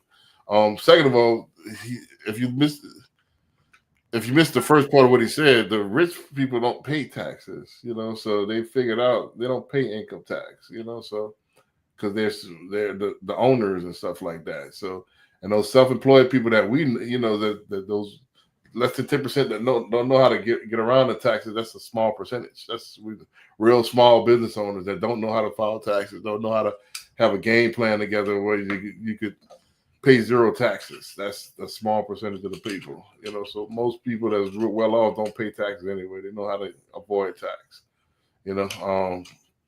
so that doesn't work. It's just the fraud, like he said, the fraud that's going down, they're going to shut down anyway when you start investigating. They're going to see so much, saying that they losing all this money with the how they spending it and going different places, with transgenital films in Iraq, $20 million, saying stupid stuff like that. They spending this money on and taking the money, and they really jacking our money. I don't see it. How we can't see it. I was talking to Corey. I mean, not Corey, but Chris the other day about this. Like, man, I don't see how y'all can't see it now. He drained the swamp where you can see like the swamp is like mud underneath here. You can see it now. Like, y'all still can't see it because y'all still blinded. Like, goddamn, like how can you not see it? They've been robbing y'all for years now.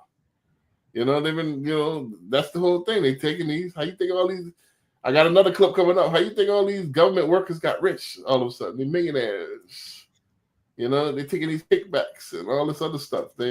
So I mean, IRS was the biggest scam, that you could possibly do. You can Google this. Is income tax legal? You can't tax my wages. I mean, I think you can't tax wages or something. It's a trick to it, but either way, it's not legal. You know what I'm saying? You can easily avoid it if you know what you're doing. I'll let you go ahead. There's great delusion when you talk about it. You know what I'm saying? There's a reason why both of us are not in politics, right? So you know what I'm saying?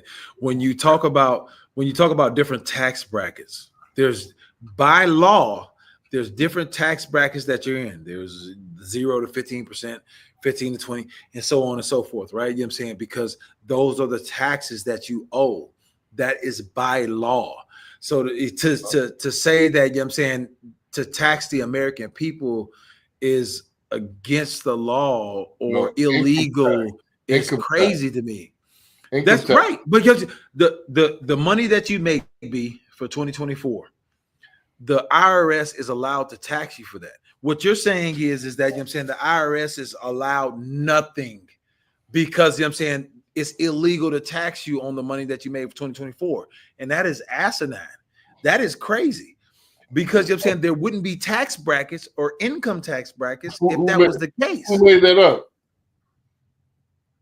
The government. What do you mean? It's been like that for centuries. What are you talking about? So, you know what I'm saying, to say that it's against, and he never said Constitution. He just said it's against the law. How is it against the law that IRS has been able to get away with this for years? Be able to create different tax brackets for years, which Trump, during his first administration, readjusted the tax bracket for income. But it's illegal all of a sudden now.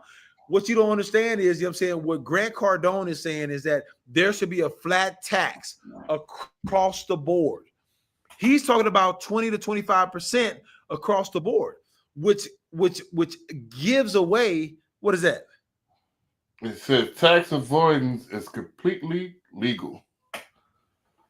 That has nothing to do with the question that we're talking about, B. So what you're not understanding is what he's saying is that, you know what I'm saying, it's not illegal to tax the income that you made. But if you have certain write-offs that are in the tax code. So for example, if you buy a $10 million building and you have $5 million worth of depreciation, that is not illegal to use that. But if you actually work a job, a W-2 job, and you make $100,000 a year and they take taxes out your paycheck, that is not illegal, B.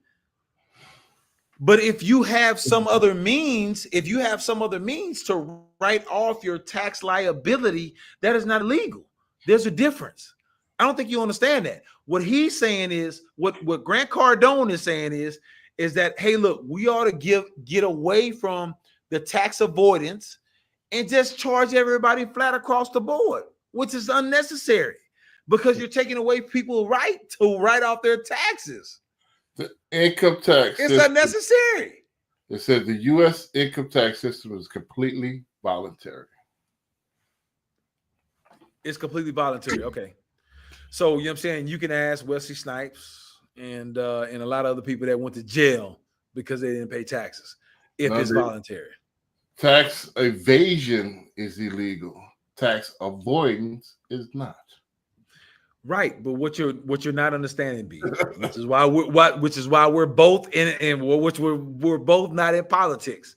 Right. Tax avoidance and tax liability is completely different. What you owe is something different than you being able to use the tax code to not be able to pay taxes. There's a difference. There's a reason why Elon Musk hasn't gone to jail. There's a reason why Jeff Bezos hasn't gone to jail. There's a reason why Cook hasn't gone to jail, because they use tax avoidance. Everybody else go to jail because they don't pay taxes, B. They don't understand the fact that if I make $1 million, I owe taxes on that. If I have no legal recourse to write those taxes off to where my liability is zero, I'm going to jail. There's a difference, B. I don't think you quite understand that. Tax avoidance is different than what you're talking about. B, okay, so 2024, B, 2024, you make $200,000, right? You owe taxes on that $200,000, period. Whatever your tax bracket is, you owe $200,000. You gonna tell me you don't? You don't owe taxes on that? I don't. How you don't owe taxes on that, B? I don't. If you make $200,000 in 2024, you don't owe taxes on that, B? No, I don't. No taxes whatsoever. None. Zero. So you don't have to. So you don't have to file a tax return. Is that what you're saying? I never said that. So why are you filing a tax return if you owe no taxes? Because what I would do is, under my personal self, I made the money. However, I donated the money into the trust. Nope. That's not the same thing. That's not the same thing. It is the same That's thing. not the same thing. B, if we're not talking about tax avoidance, understand, we're not talking about tax avoidance. We're talking about taxes. If you made $200,000 and there was no other way to write it off, you made $200,000 from an investor. They cut you. They sent you. No, they sent you a 1099 at the end of the year for $200,000. You mean to tell me you don't owe taxes on the $200,000? Not if my trust, not under irrevocable trust, I don't. Oh God. What you mean? I understand, bro. I understand, B. You don't understand the way the tax code works. Okay. What you're still talking about with the trust is tax avoidance. You know what I'm saying? There's legal ways to. You telling me I owe? I'm telling you I don't. No, you do owe. You don't understand the way the tax works, B. Don't owe. Okay. The only way you owe is if you take that money and you spend that money yourself. Okay, B. So let's talk about a real life situation. That is a real life situation. No, it's definitely not, because you know what I'm saying. So you sold your house, right? You sold your house. You owe $30,000 or whatever the case may be. You sold it for $300,000, right? Legally, you don't owe taxes on that. What are you talking about? I'm talking about what I'm talking about. You owned so previous to where you are now, right? Previous to the place that you are now, you owned a house in Katy. Did you not? Yeah, but I haven't sold it yet. Okay. So hypothetically, let's say you sold that in 2024, right? You sold it for $300,000. You wouldn't owe taxes on that $300,000? No. Why not? Because I don't own anything. My trust owns everything. I just control it.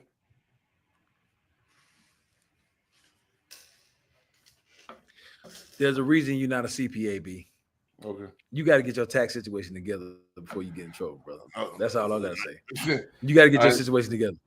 Now, if you sold that property, and then you know what I'm saying, tax avoidance, which is what you're leaning on, tax avoidance, that's your primary residence, you'll be able to be exempt up to a certain point, and you wouldn't have to pay taxes.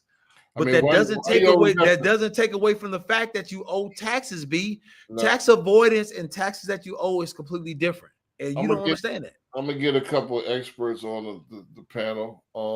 Please do. Please do. On the next podcast, please do. Yeah, I get a couple of experts because again, Please do. Because they'll explain it better than I can. Because you know what I'm saying? Right now, you on Mars right now. This doesn't make any sense. Okay. I mean, and this is what that's the difference between the affluent and the common folks. The common folks don't know anything about this, and that's why they get suckered into. Because you know what I'm saying, you don't understand the way the tax code works. Okay, I don't. All right. Let's go to the next clip. Let's do it. Yeah, like I'm not gonna be just because you don't understand. You're gonna tell me it's not. I mean, Bring a tax person on, B. I guarantee they're gonna tell you the exact same thing that I'm telling you. And guess what you're gonna do? You're gonna argue with them. Oh, y'all don't know what y'all talking about.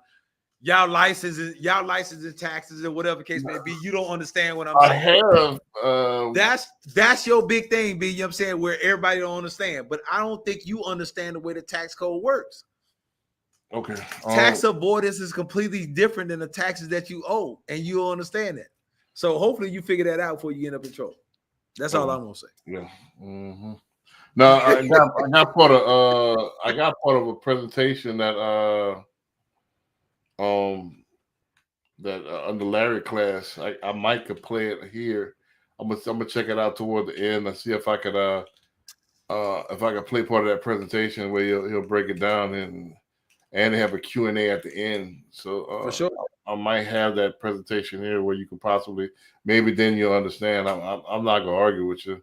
I mean, that'll be a class on tax avoidance, which is what we are essentially talking about. But okay, that's fine. No, you that's you don't understand the difference, but okay, that's fine, B. We roll with that. We'll roll with that, B. Asked me a question, and I told you no. I wouldn't owe anything. I'm just saying. You know what I'm saying? There's a difference between tax avoidance and what the taxes that you owe. There would be no need. B, if you didn't owe taxes, there would be no need for tax avoidance. Think about that. There would be no need for tax avoidance. Right. If Amazon didn't owe any taxes, there would be no need for write-offs. What are we writing off? Because I don't owe any taxes. No, you asked me a question. If I would owe anything, I wouldn't. You know what I'm saying? Okay. I'm telling you the truth. Okay. You asked me a question, I answered it. I know the difference. I'm the one that brought up tax avoidance. Didn't I just say tax avoidance plus tax? But you keep talking about tax avoidance. Do you understand what tax avoidance is? That's all I'm asking. Do you understand what tax avoidance is? If you didn't owe any taxes, if you didn't owe any taxes, there was no need for tax avoidance. B, understand that. Do you understand? What we're talking about is two different things. Nah, do you understand the difference between I, the person, and I, the corporation? Amazon paid no taxes. So Amazon paid no taxes 2023. That doesn't mean they didn't owe any. That's all I'm saying. Let me ask you one more time.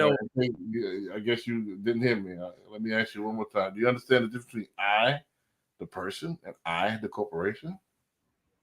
It's the same thing. We're all living by the same tax code. We're all living by the same tax code, B. We done that. So you're trying to say we don't live by the same tax code? So the tax code that you live as a self-employed broker is not the same thing as Amazon? Judging Is that by what you're your trying to say, B? Hold on. judging- Let me clarify now. Let me clarify because you're saying you're gonna try to move the goalposts on this later. Nah, judging by What the I'm asking you is the same tax code that you live by is not the same thing, the same tax code that Amazon lives by. What are you talking about? What do you mean what I'm talking about? When I we're don't talking about understand. tax rules and tax I law, asked you a question. are I'm trying to- you talking about Amazon doesn't live by the same tax laws as B. Dixon? That's all I'm asking. That's a yes or no question. I don't Because you know what I'm understand. saying we're gonna come back to this later once you bring the tax person on, and I don't want you to wiggle away out of it. It's a yes or no. When you talk about filing your taxes, are you not living by the same tax code as Amazon? That's all I'm asking. I don't know what Amazon tax code is. Oh, here you go. I don't know. Here you go. B. I don't know. I don't understand the question. That's a stupid question. It's a national law, B. How are mean you it's a not national living by the same tax code? I don't What are know you what talking they- about? I don't know. I don't know. Okay, you're right. That's your, I don't know. You're gonna leave a little wiggle room, you know what I'm saying, to kind of Nah, move the goalpost. That's all. But look, bring the Nah, tax. you answered my question. I asked you what 4 + 4, and you said Jello. So all right, Leave- at that point, Bring at the that tax point, I know you person don't on. Let's understand have what that I'm talking about. conversation so you Yeah. can wiggle out of it. That's all I'm saying. I asked you what 4 + Look, 4 it's- was, it's- and you said pudding pop. So at that it's- point, I know you don't understand. It's what I'm your talking about. tax person, B. It's your tax person. Bring your tax person on and let's have a discussion. Nah, How about that? I'm not, it's not a pro. I'm gonna play this Larry clip from this guy, and the kind of maybe that'll understand. Hold on. Is Larry a CPA? Larry do taxes? Nah. Oh, okay. That's what I thought. Bring a tax person on, B, and let's have this discussion. That's all I'm saying. Bring a tax person on. Let's have this discussion. That's gonna be later on. I'm talking about tonight. Tonight I might play part of this lecture. Oh no, not tonight. Not tonight. I'm talking about later on in the future. You know what I'm saying? When you're gonna be wrong. When you gonna, but I hold my breath when you bring a tax person on because you already know you wrong. That's okay. Again, I got the tax person that's in the future. I'm talking about tonight. Tonight I got part of this lecture if I could get it. If I could get Gotcha. it. Gotcha. We're talking two separate things. Gotcha. You know what I'm saying? Got to stop being a way of getting out of the hood because you can get out of the hood by being a truck driver. Mm-hmm. You can get out of the hood being a plumber. Mm-hmm. You can get out of the hood being an electrician. Mm-hmm. You can get out of the hood doing HVAC. You can get out the hood doing cybersecurity. You can get out the hood a lot of ways. And you ain't got to go to school for 4 years. It's 6 to 8 months, and you right there. You active duty like a motherfucker. Well, except for a plumber. A plumber, but you got to become a master plumber. Yeah. But after 6 months, you're gonna be in the field. You're gonna be doing the job. You might not be making the money, but why you need all the money at 19? Why, bitch? God damn, why you gotta be rich at 19, nigga? You're not gonna make $60,000 a year selling drugs for another nigga. You're not. God damn. Your knowledge, nigga. You bringing in 25, maybe. You just don't have time constraints. You outside, you feel free. You on the block all day working for the next nigga. You put in 25K, you could have did that at the warehouse, dog. You think you free because you ain't on the clock. No, you on the clock. Matter of fact, the clock is ticking, nigga. You finna die. You a freelance robber. You rob on the side. The clock is ticking on your life, on your freedom. Stop playing, man. Stop playing with their life, man. The crack era is over. Done. You can go be a scammer. Only thing you're gonna be able to spend the money on is clothes and cars. You're gonna be in a good rental. You're gonna rent the car for a year. You a Turo nigga. You Turoing out. You Turo. Airbnb shorty. MCM pants, MCM bag. You dress you got all the shit on. You ain't got nothing. The facade is crazy. Your whole life smoking mirrors. You make it look good. If the gram didn't exist, you niggas wouldn't scam. Because who you gonna show it to?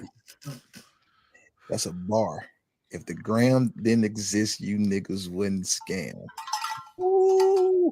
I'll get you in the booth. My pen crazy. Bar the fuck up. My pen's still crazy. Hey, yo. Rapping got to stop being a way of getting out the hood because you can get out the hood by being. All right, what you got? I'm still looking for this. What you call them? I found it. I found a link. I'm trying to send it to myself now. I got you. So when we talk about, you know what I'm saying, what we talked about earlier, it boils down to ego. Everybody want to be something that's glorified, right? You know what I'm saying? And you don't necessarily have to be something that's glorified. It's no reason, you know what I'm saying, just because you want to be that college dude, you know what I'm saying, that made it out the hood and you went to college. And college may not be for you. You know what I'm saying? You may have ADD or whatever the case may be. It may not be for you. At the end of the day, there's facts in what he was spilling because, you know what I'm saying, there's a lot of trade school that you can actually go to. You can go to be a chef. You can go to be an electrician. And electricians make a lot of money. Plumbers make a lot of money, period. And you can make a great living on a day-to-day basis just being one of those tradesmen. But because they're not glorified, a lot of people don't desire to be those things. But at the end of the day, you know what I'm saying, you have to make a living for yourself and you have to make a living for your family, period. And if that's not going to college for whatever reason, you don't understand why you're going to college. You're just going to college because you figure that's a great thing to do. You know, there's a lot of women in college or whatever the case may be. There's no need to go into six-figure debt in order to go to college if that's not what you want to do. You can come out of high school, you know what I'm saying, go to a tradesman. You could be a welder for all that case. Welder 6 months or whatever the case may be, get your license, and you can make great money being a welder. And you can provide a great life for yourself and start a family or whatever the case may be.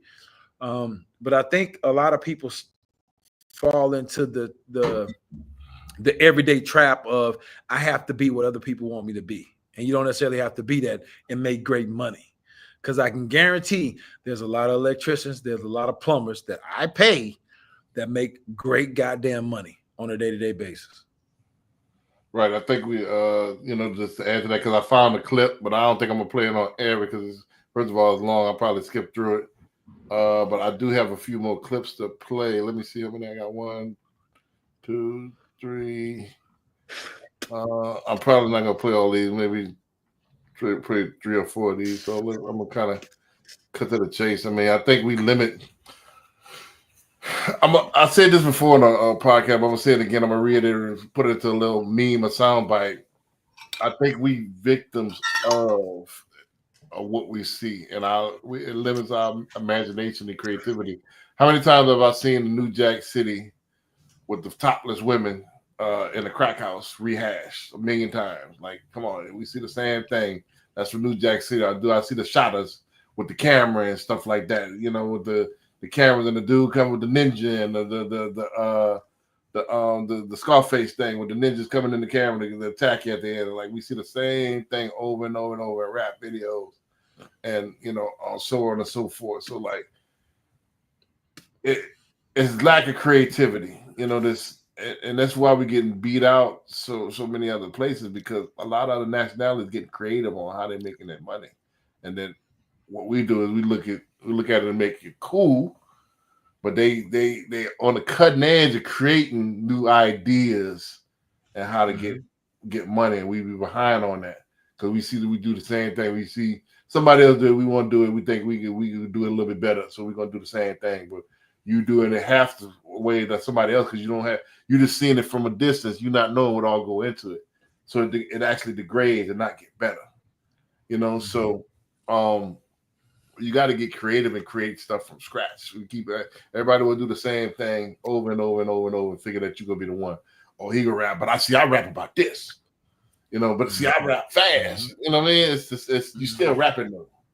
Correct. And it's been hammered down, and you got 1 million rappers. Everybody not gonna get on. Everybody not gonna get rich.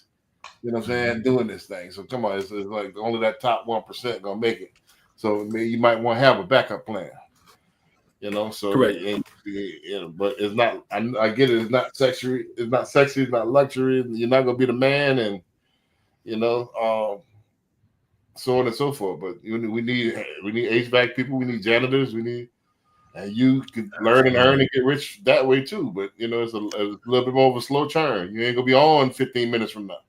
Might take you Correct. 15 years, but you got to have a pragmatic game plan. Let's go to this next clip real fast.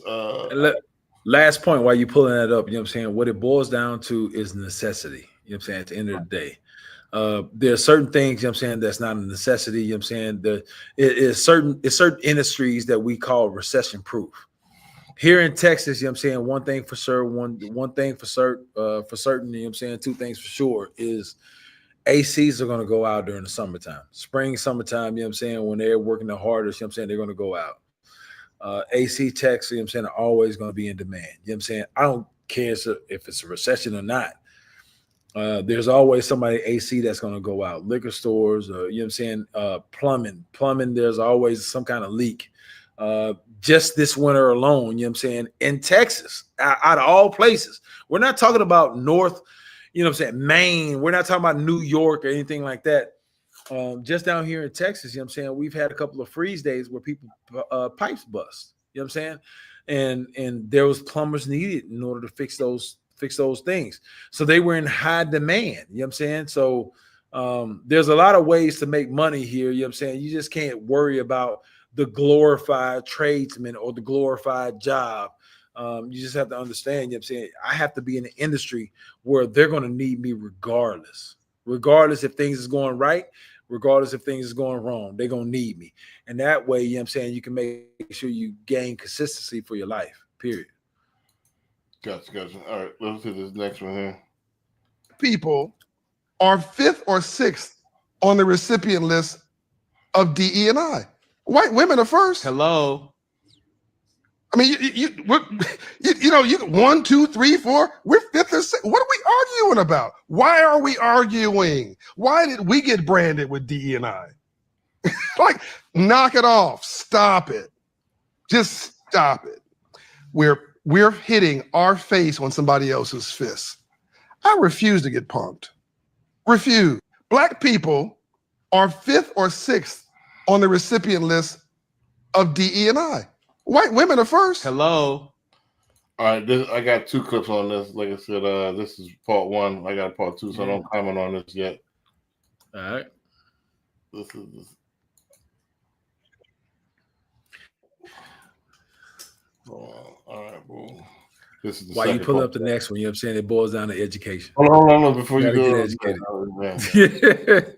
People who have been suppressed and forgotten, we need our jobs. We need equal rights. What's your stance on that? I don't care about DE&I. You want to kill it, kill it. It's already been weaponized. It's been made political. It's dead. DE&I as a program is effectively dead.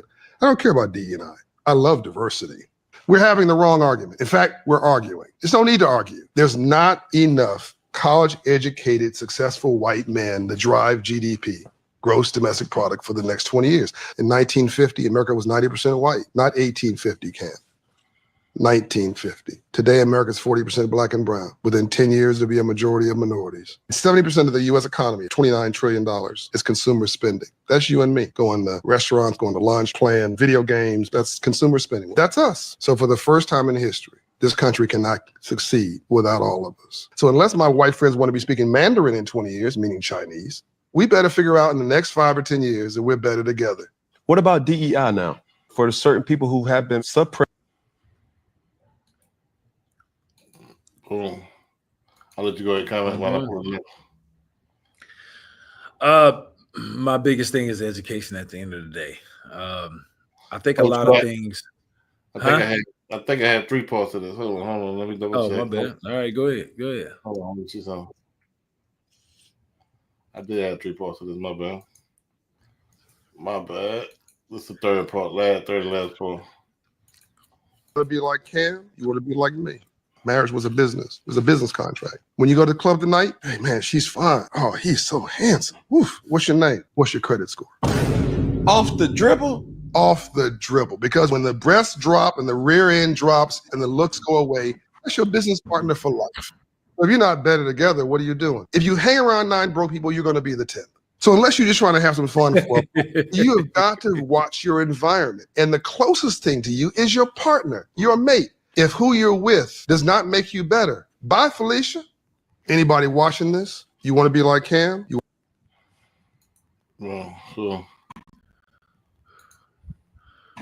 lot to unpack on those three parts right there. So when we talk about DEI, or as he say DE&I, that's how it goes. Diversity, and inclusion. It is DE&I. I think he has to understand. You know what I'm saying?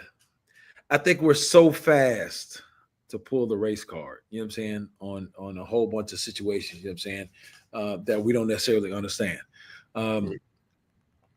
Things that were brought out, like, you know what I'm saying, DEI, you know what I'm saying, is not necessarily the same thing as affirmative action.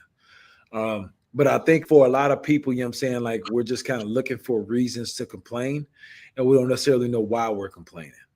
We'll just figure, oh, well, you know what I'm saying, oh, they get rid of DEI, you know what I'm saying, oh, we're out of there, you know what I'm saying, they're going to an all-white in employment or whatever the case may be.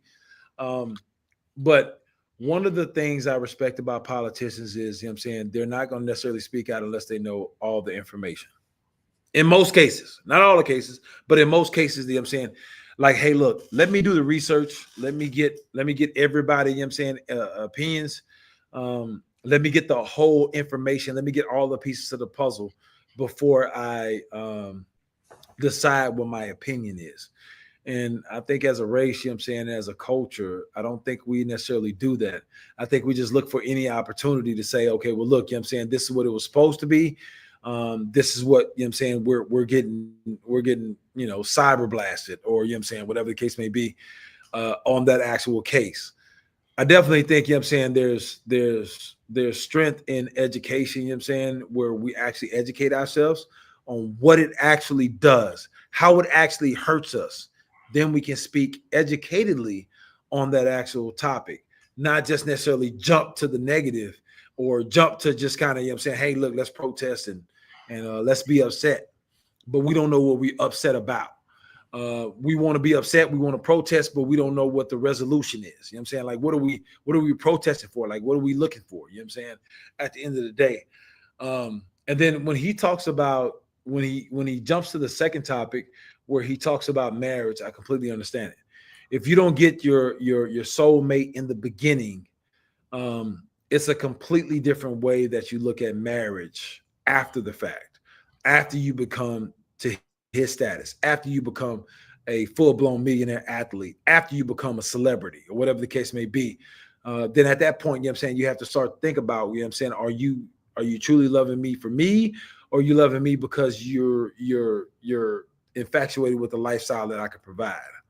So I completely get that, you know what I'm saying, from all perspectives. But at the end of the day, you know what I'm saying, I think it's all about education. And I think every situation is a little bit different. There's no one size fits all. I think let's start from the back. I don't know how you totally missed that last point. I mean, if that's what you heard, that's what you heard. I heard what the marriage thing is, like he said off the dribble, I'm going to check, see where your credit score is at. And because marriage is a business, and that's your business partner in the hand.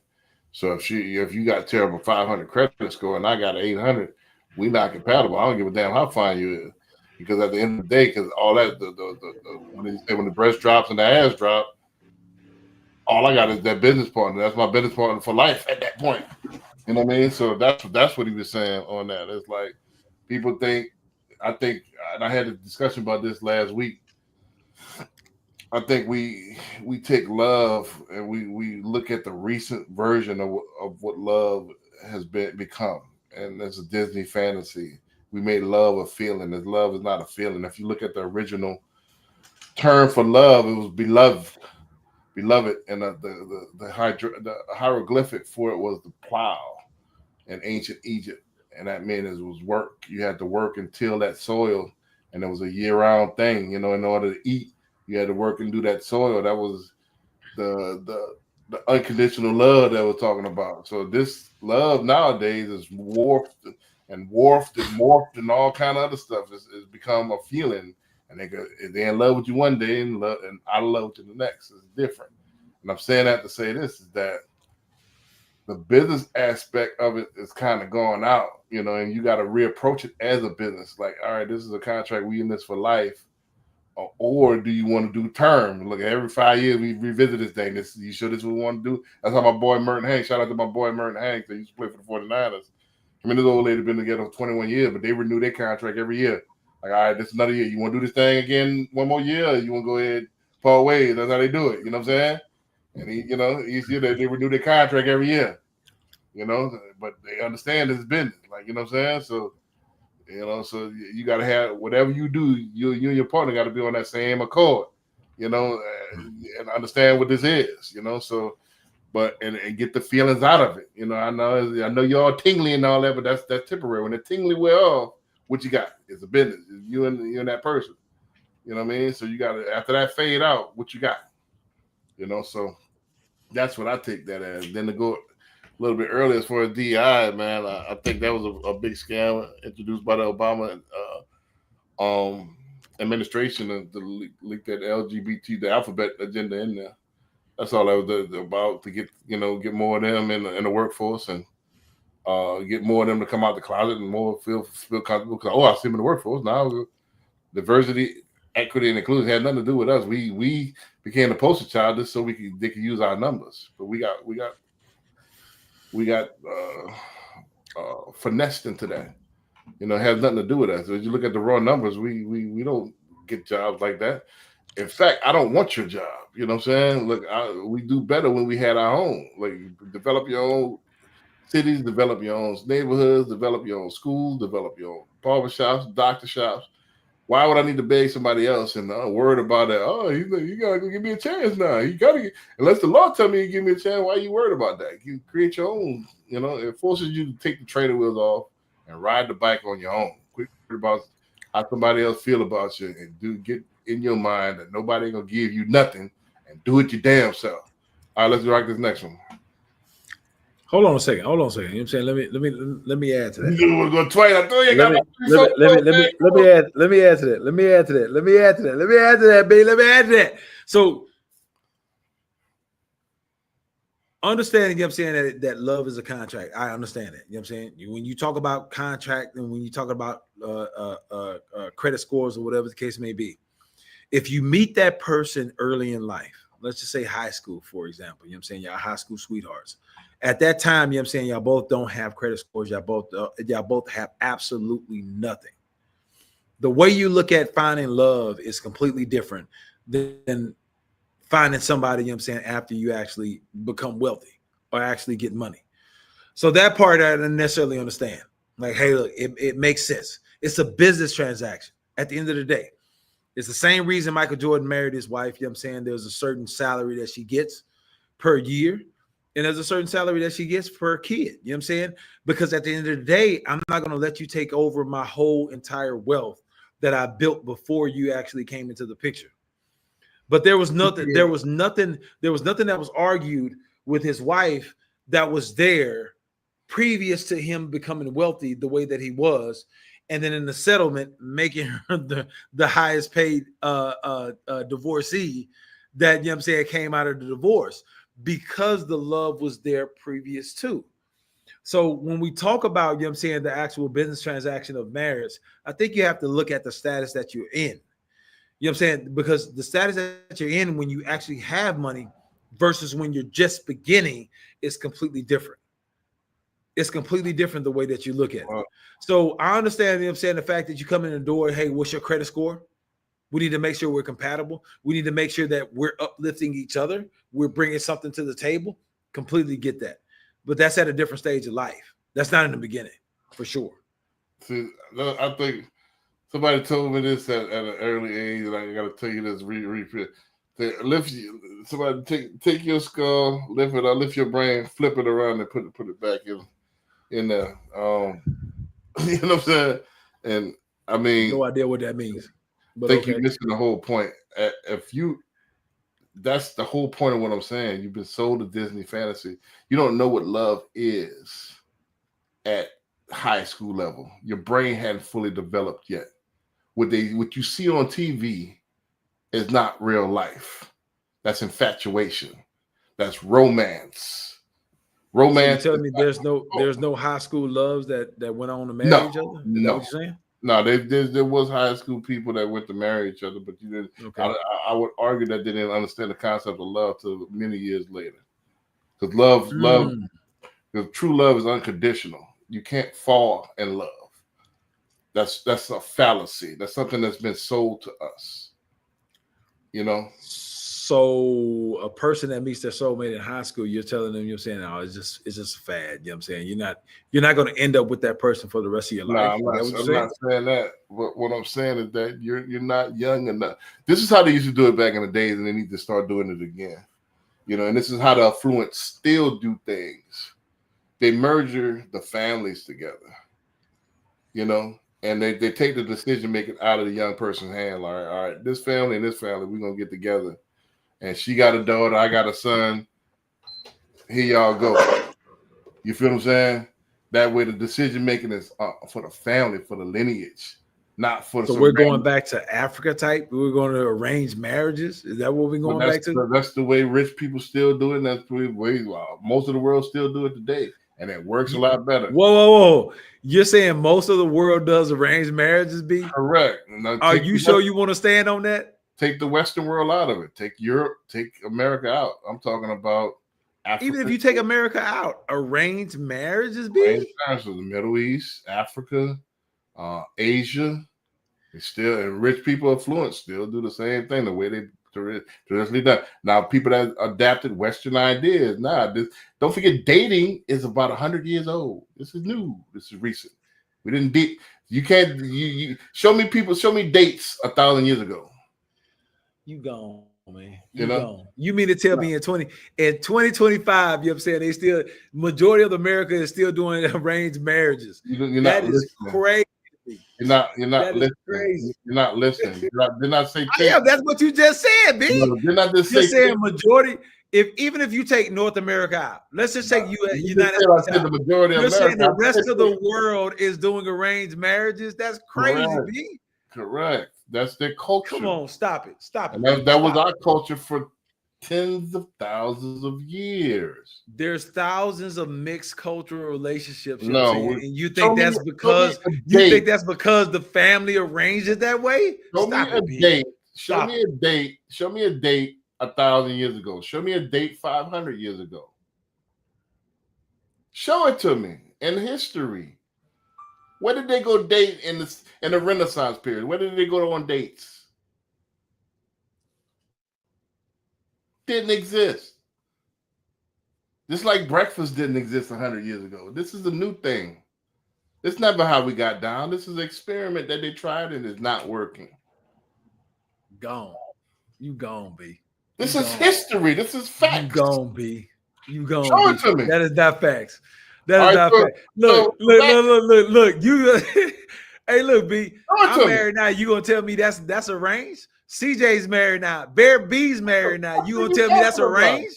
What did talk? Did I just say exclude the Western culture? You could take Europe, for example. Europe You is could take Europe, for Western. example. Europe, there's arranged marriages. Be hold on, you telling me over 50% Did I is just say arranged take the marriages Western in culture out? Take hold Western on, culture over out. 50% is arranged marriages be in Europe. Western Are you culture serious out. right now? Take Western culture out of the equation. Take We're talking about Europe. We're talking about Europe. I don't care what you're talking about, B.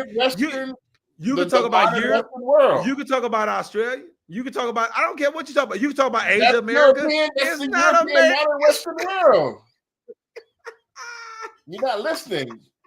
Europe. Oh, I'm listening. I don't think you listening to what you're Nah. saying, B. I You just said gone. take the Western culture You out are of the equation. absolutely gone, B. Take You the gone. Western culture out of the You are gone. equation. Pick a country. Take- Pick a country, B. Pick a country. Pick a the country and look it up. Pick a country and look it up. I don't care what you're talking about. What are you talking about? Philippines? No, You want to look at Iraq. the Philippines? You know what I'm saying? If they have arranged marriages, what are you talking about? You want to look up Iraq. Africa? If Iraq. Africa has arranged marriages, what are we Africa's a talking about? continent. Huh? Africa's a continent. There's 52 countries in Africa. Which country are you talking about? But that's what you're talking about. You're talking about anywhere else besides America, B. Besides North Right. America. Is Africa a part of North America? No. Okay, then what are we talking about, B? What are we talking about? You said country. Africa's a continent. I can't, bro. I can't. You said name a country, and then you said Africa. B, Africa's not a country. you literally said anywhere else besides Do you North know the America. difference? Do you know the difference between the Africa, Asia, Europe is not a part of the North America. Right, So but what you you're talking said about mate. is majority of the marriages within those continents, countries, whatever you want to say, Nah, do you know the the difference between a marriages continent are and a country? arranged. That's what you're saying. Do you know the difference between a continent and a country? Do you know the difference of a continent or a country that's not a part of North America? Do you know the No, difference you- between you the two? asked me- Because you asked me that's to- literally what you just said, B. Did you not ask me to name a country? Then say Africa. Africa's You not a just said outside of the U.S., outside of North America. Did you not just say that? No, but you're not listening to what I'm saying. And I corrected you, and I said Africa's Move the not a country. goalposts. Move the goalposts. Okay, so what are we talking about, B? Where? So let me just be specific, B. Where are the majority, over 50% of their arranged marriages? Just tell me that. Everywhere. Let's start Iran. Everywhere, what? Besides North America, right? Is that what you did? Please Everywhere tell that- me you're not trying to say that. Please tell Everywhere me you're that not trying to doesn't- say the same shit I've been saying. Everywhere that doesn't adapt to the natural, I mean, it's the Western ideology. Where is that? Where is that, B? Where That's is that? Give me outside a of- location, B. Give me a location. Outside of North America, Give me a location. Europe, Okay, outside of North America, outside of Europe. Okay, Right, and where Australia. else? everywhere else. Where else? You Where know, else? I just told you. I just named 3 countries. Outside of North America, outside of Europe, right? Is Yeah. that what you just said? Morocco, Libya, Egypt, Iraq, Iran. You know what I'm saying? You want me to keep going? 50% of them arranged marriages, B. More than that. Iraq, Iran, Morocco, 50% over 50% are arranged marriages. That's what you're saying. That's what I'm saying. I'm trying to get that on wax. Okay. All right. I got you. Right. I got you. So I got him on wax now. You know what I'm saying? So you can't backtrack or move the goalposts Right. because you gave me locations. All right, I got you, B. All right. So, but anyway, that's That not makes no sense and it's not true. But you know what I'm saying? We gonna fact check that. All right, cool. But anyway, like I was saying, most of the affluent still do the same thing. It's merging the family. That's what I say. You marry the culture and not the woman. You know, and it's the culture. I think they're way too young to make those type of decisions. And you don't know what love is. You know, so you have these tingly feelings. You have infatuation, but that's not real love. Real love is unconditional. That's that beloved. That's that plow that we're talking about. Romantic. Look at this in the word. Romantic. Roman antics. That's Roman. That's more recent than later. And that's why they call it But Roman. So you saying they can't understand love unless it's an arranged marriage? No, I think the you make love. It's something that has to be forged, and it comes over time. That you can't fall in love. You can't fall in love. It has to be arranged through your parents. No, who you fall in love with. Marriage is arranged, and then over the course of time, you learn and you make love. So you never fall in love before you actually get married. Is that Fall what in you're love saying? is a fallacy. Okay. That's something that's been sold to us. Okay. How can you fall in love with someone you don't know everything about? Then how can you fall in love and there's conditions? But B, that takes away from the arranged marriage. How can you fall in love with somebody that you just met that was arranged by your parents? Listen to what I'm saying. Falling in love is a fallacy. You're contradicting yourself, B. Do you not hear that? Do you not hear that? You said falling in love is a fallacy. Right. It's fantasy. Is that not what you just said? Do I not understand that? So It's a fallacy. That's what you just said, right? So then you talking about, well, how can you say fall in love? I'm saying falling in love is a fallacy. Falling in love is a fallacy, right? So you know what I'm saying you can't fall in love unless it's arranged by your parents. No? Falling in love is a fallacy. So everybody that's married is not in love. That's what you're saying. Nobody said everybody. Again. Oh my God, B. All right, don't worry about it. Next clip, bro. Yeah, you like, know what I'm saying? what you talking about? You circling and you ain't making no sense right now. You know what I'm saying? I'm You ain't making no perfect sense. You're not falling in love. You can't fall in love But yet, you know what I'm saying, when you actually get in an arranged marriage, eventually you'll fall in love with the person that you're with. Fall in love out of your vocabulary, because that's something made up. So you know what I'm saying, so every marriage has nothing to do with love. Every marriage has nothing to do with love. Listen. Oh, I'm listening. I'm listening to the contradictory shit that you're saying right now. So when you fall, you do what? It's on accident. How many people fall on purpose? I got fall in love out my vocabulary, you know what I'm saying? So you can't say fall in love. All right, now let's switch fall in love. You can't say fall in love. You can say anything else, but you can't say fall in love because you said take that out of my vocabulary. Let's say we making love.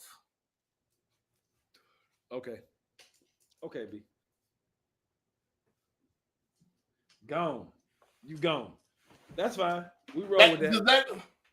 We roll with that. That makes absolutely no sense. That But makes we roll with 100% that. sense. Because you've been sold to that. You can Only to be dicks. Fall in Only to love. be dicks. That makes sense. All right. All the marriages, and everywhere, every corner of the world. You know what I'm saying? Nobody's in love. You show right. And that makes sense. That makes a lot of sense. Oh! That makes a lot of sense. Nobody's in love. You right. You right, B. Fall. You right, B. That's the word. I think you know what I'm saying, you're trying to put your own experiences and your own feelings on everybody else and the rest of the world. And that's not facts. That's not true. No, you use the word fall. Fall. Okay. Nobody said not in love. I said falling in love is a fallacy. That's okay. Well, then you can use rise in love. You can rise in love. Shit, I don't give a damn what you use. But the truth of the matter is nobody's getting married unless they're in love. Period. So you know what I'm saying? You're saying it's solely a business transaction. Hey, look, you know what I'm saying? We're gonna marry this thing. We're gonna see how long it lasts. But you know what I'm saying, it may not last forever. But as long as we here together, you know what I'm saying, we're gonna try to soak up and try to milk each other for as much as we can. Now you talk about moving the goalpost. How is that not moving the goalpost, B? That's what you've been doing the whole conversation. I took falling in love with fantasy. Now you took everywhere in the world. Now it's not everywhere in the world. It's only certain countries. And then there's certain countries that's not over 50% of arranged marriages. Like, how is that not moving the goalpost? I said fall 1,000,000 times, and now you took fall and then say in love. You can say rise in love, B. You can say rise in love. What you're essentially saying is that nobody's in love. Nobody's in love. Fall. So when we're talking about marriage, there's nobody in love. Fall. Is there nobody in love? Fall. When people get married, is there nobody in love? Fall. Is nobody in love when they get married, B? It's solely a business transaction. It's unemotional. Is that what you're saying? Fall. I'm trying to get clarification. I mean, don't think about it. Yes, I'm gonna keep saying taking falling is out of it. Falling is out of it. Does love have anything to do with marriage, B? Period. Does love have anything to do with marriage, B? Does love have anything to do with marriage, B? It's a yes or no answer. It's a yes or no answer. I'm gonna keep. Does love have anything to do with marriage? When is this gonna click on you? Does love have anything to do with marriage, B? It's yes or no. Nobody said fall. Nobody said fall. Nobody said fall. Nobody said fall. Right? Soak in love, whatever, however you want to use. Love has nothing to do with marriage. Is that true? Is that accurate or no? Fall. Look, B. Does love has anything to do with marriage? Does love have anything to do with marriage? Fall. Does love have anything to do with marriage? Fall. Does love have anything to do with marriage? Ain't nobody said fall. Does love have anything to do with marriage? You try. Does love have anything to do with marriage, B? No. Does love have anything to do with marriage, B? Does love have anything to do with marriage, B? I'm not moving the It's a yes or no question. It's a yes or no question, B. I said fall. Okay. I'm not gonna let that still doesn't answer my question. Does love have anything to do with marriage? I said Does love fall in have love. anything to do with marriage? I said fall in love. Does love have I anything to do said with marriage? fall in love. Love has anything to do with marriage. I said fall in love. Is all business I said transaction fall in love have love. anything to do with marriage? I said No? fall in love. Yes, no? Yes, Fall in no? love. Fall in Yes, love. no? Fall in love. Yes, no? Fall in Yes, love. no? I can't Fall get a in yes love. or a no? I Fall can't in get a love. yes or a no? Do you understand the I can't difference get a yes or a between no? falling in love? Yes or no? Yes or You no? understand the difference between Yes or falling in no? love and in Yes or love? no? Yes or You no? understand the two different Yes or things? no? Yes or no? Do you understand Yes the or two no? different things? Yes or no? Love or no? Love or no? Fall or Love no fall? me? Fall Love or or no no? fall? Fall. Love or no? Fall or no? Love or no? Fall or no? Love or no? I said That's fall. all I'm saying. I No said fall. Nobody talking about fall. I'm talking about fall. Nobody said fall. Nobody said fall. I said fall. Nobody said fall. That's the argument. I'm talking about love. L-O-V-E. I said fall. L-U-V. I don't give a damn how you cut and slice it. No. Does love have anything to do with marriage? So there's no difference in the type of love and the way you approach love. It's all the same.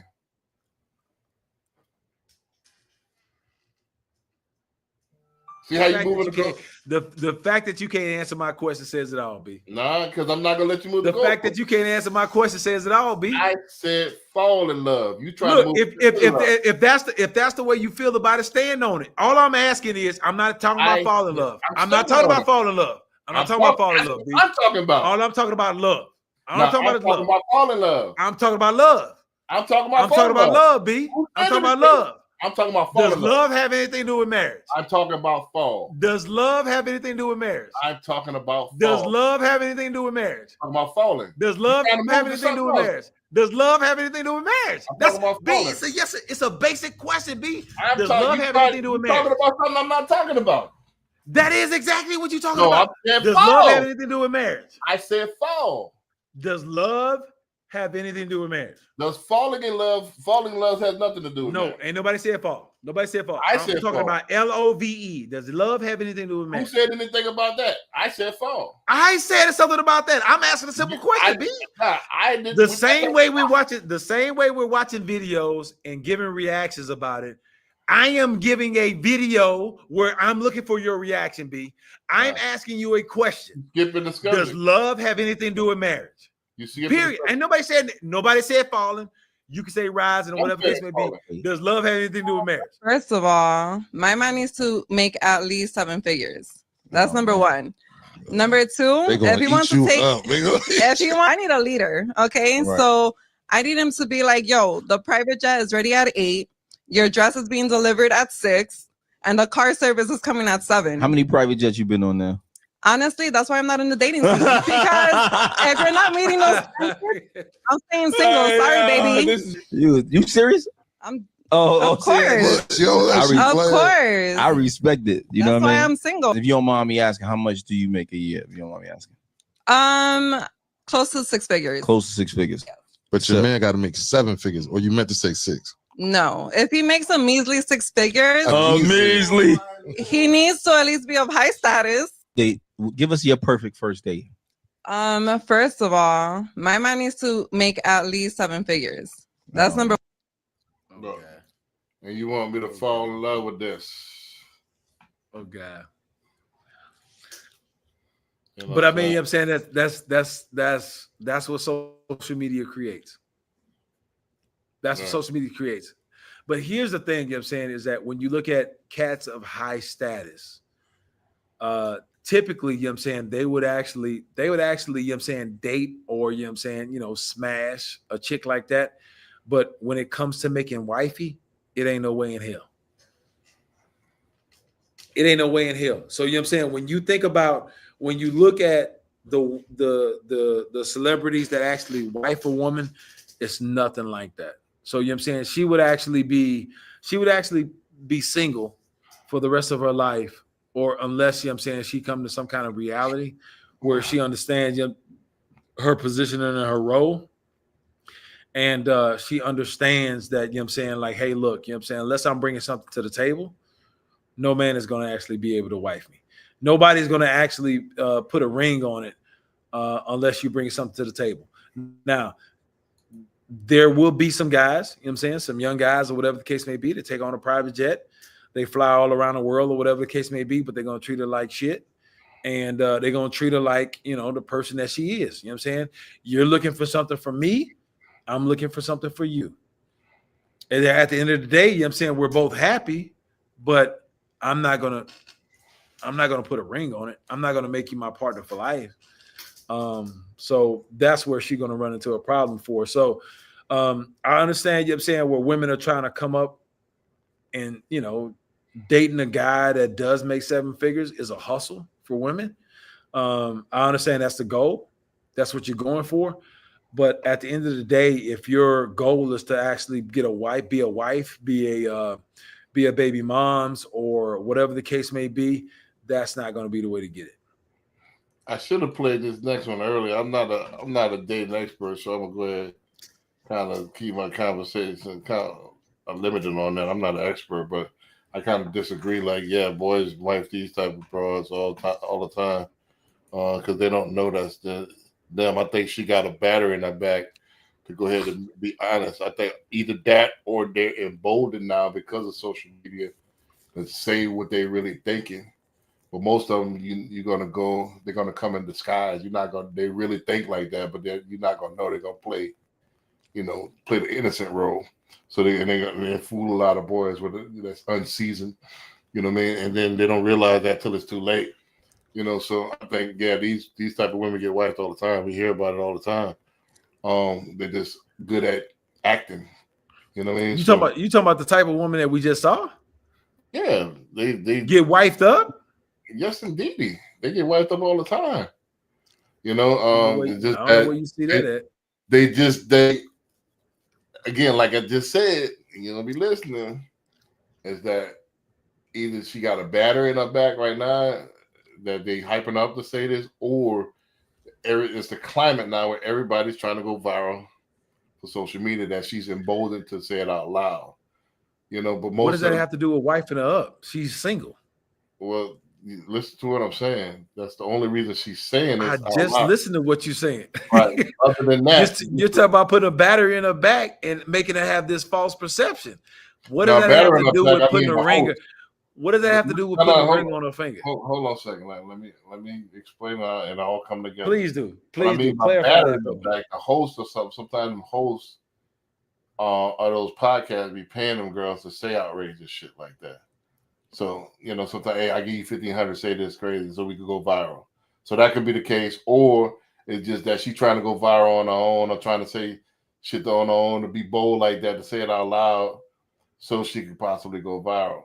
However, this does stem from real life shit that women do and have thought like this and do think like this behind closed doors.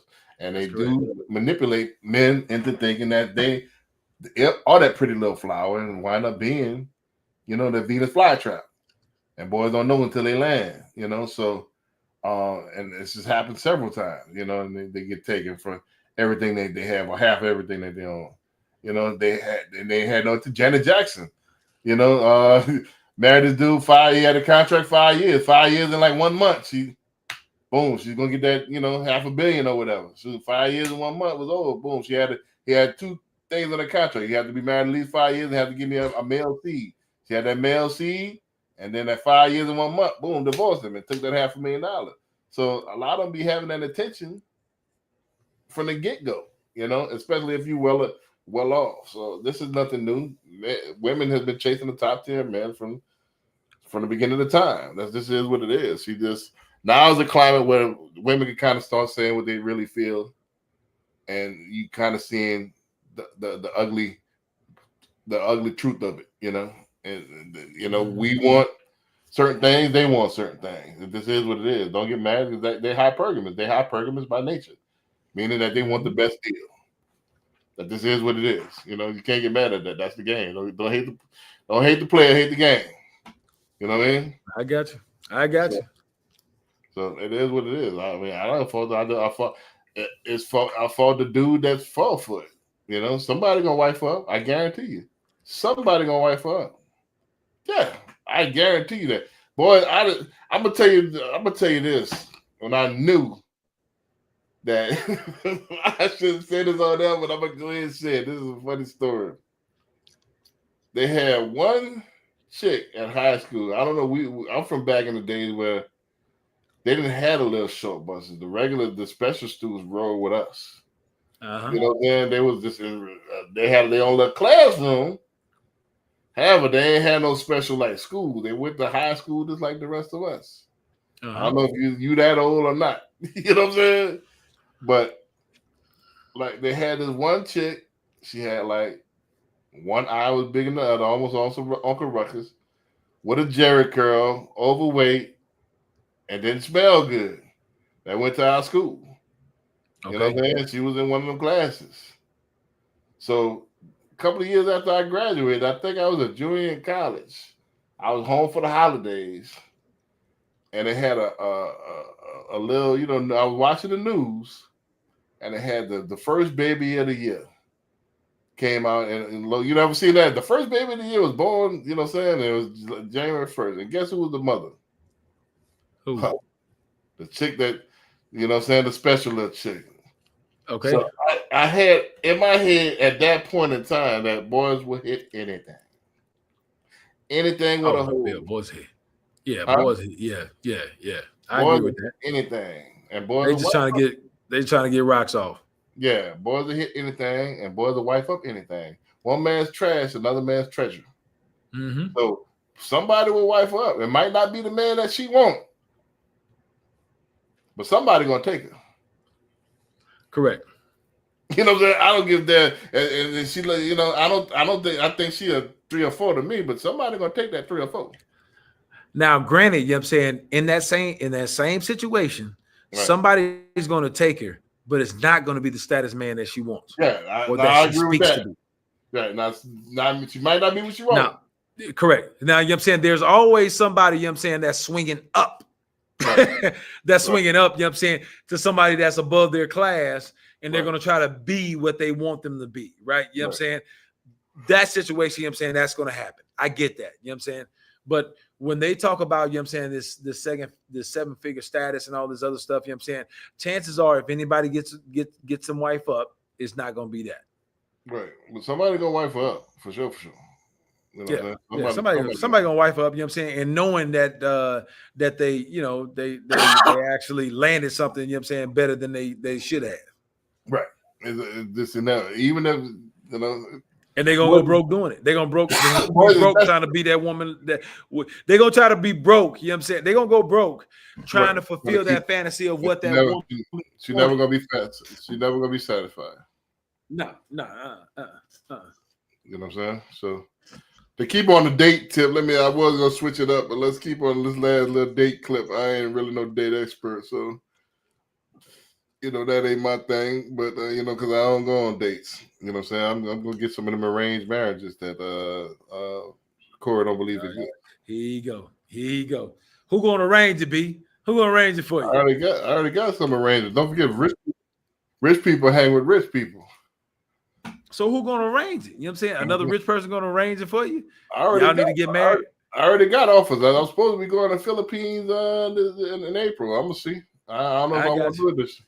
I don't know if I want to do it this year. For dating outside my race, but I was dating outside of my race because they was doing things better than my race. I'm gonna keep it 100. My Spanish, better. Well, not better because I know where she getting ready to go. Not better. I know you said they were doing things not better. I want to know what better meant. Not better. I'm gonna change that. I'm trying to save you for the, I know you people, is. for That's the why I'm saying culture. not better for the culture. There we go. Right, not better.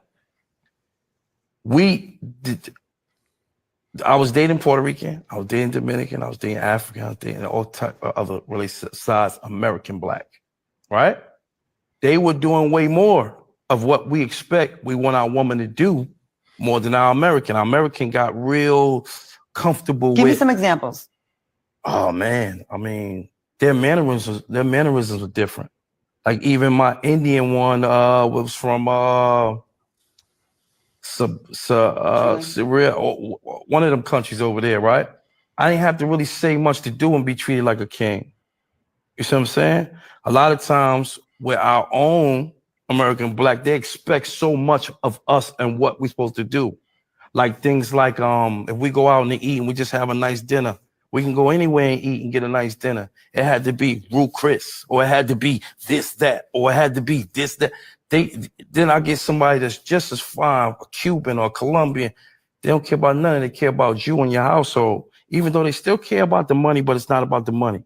You understand what I'm trying to say? It's a difference. Not better, but sometimes we get tired of hearing, Birkin bags, sushi. Do you think that's fair? Because I feel like there's a certain type of woman Right. that does demand that. And Right. to me, I think it depends on the bait you're using and where you're looking. If you're going to go get a model from Instagram that got the BBL, the snatched in stomach, and has all the things that check off money hungry and surface, you're going to get that.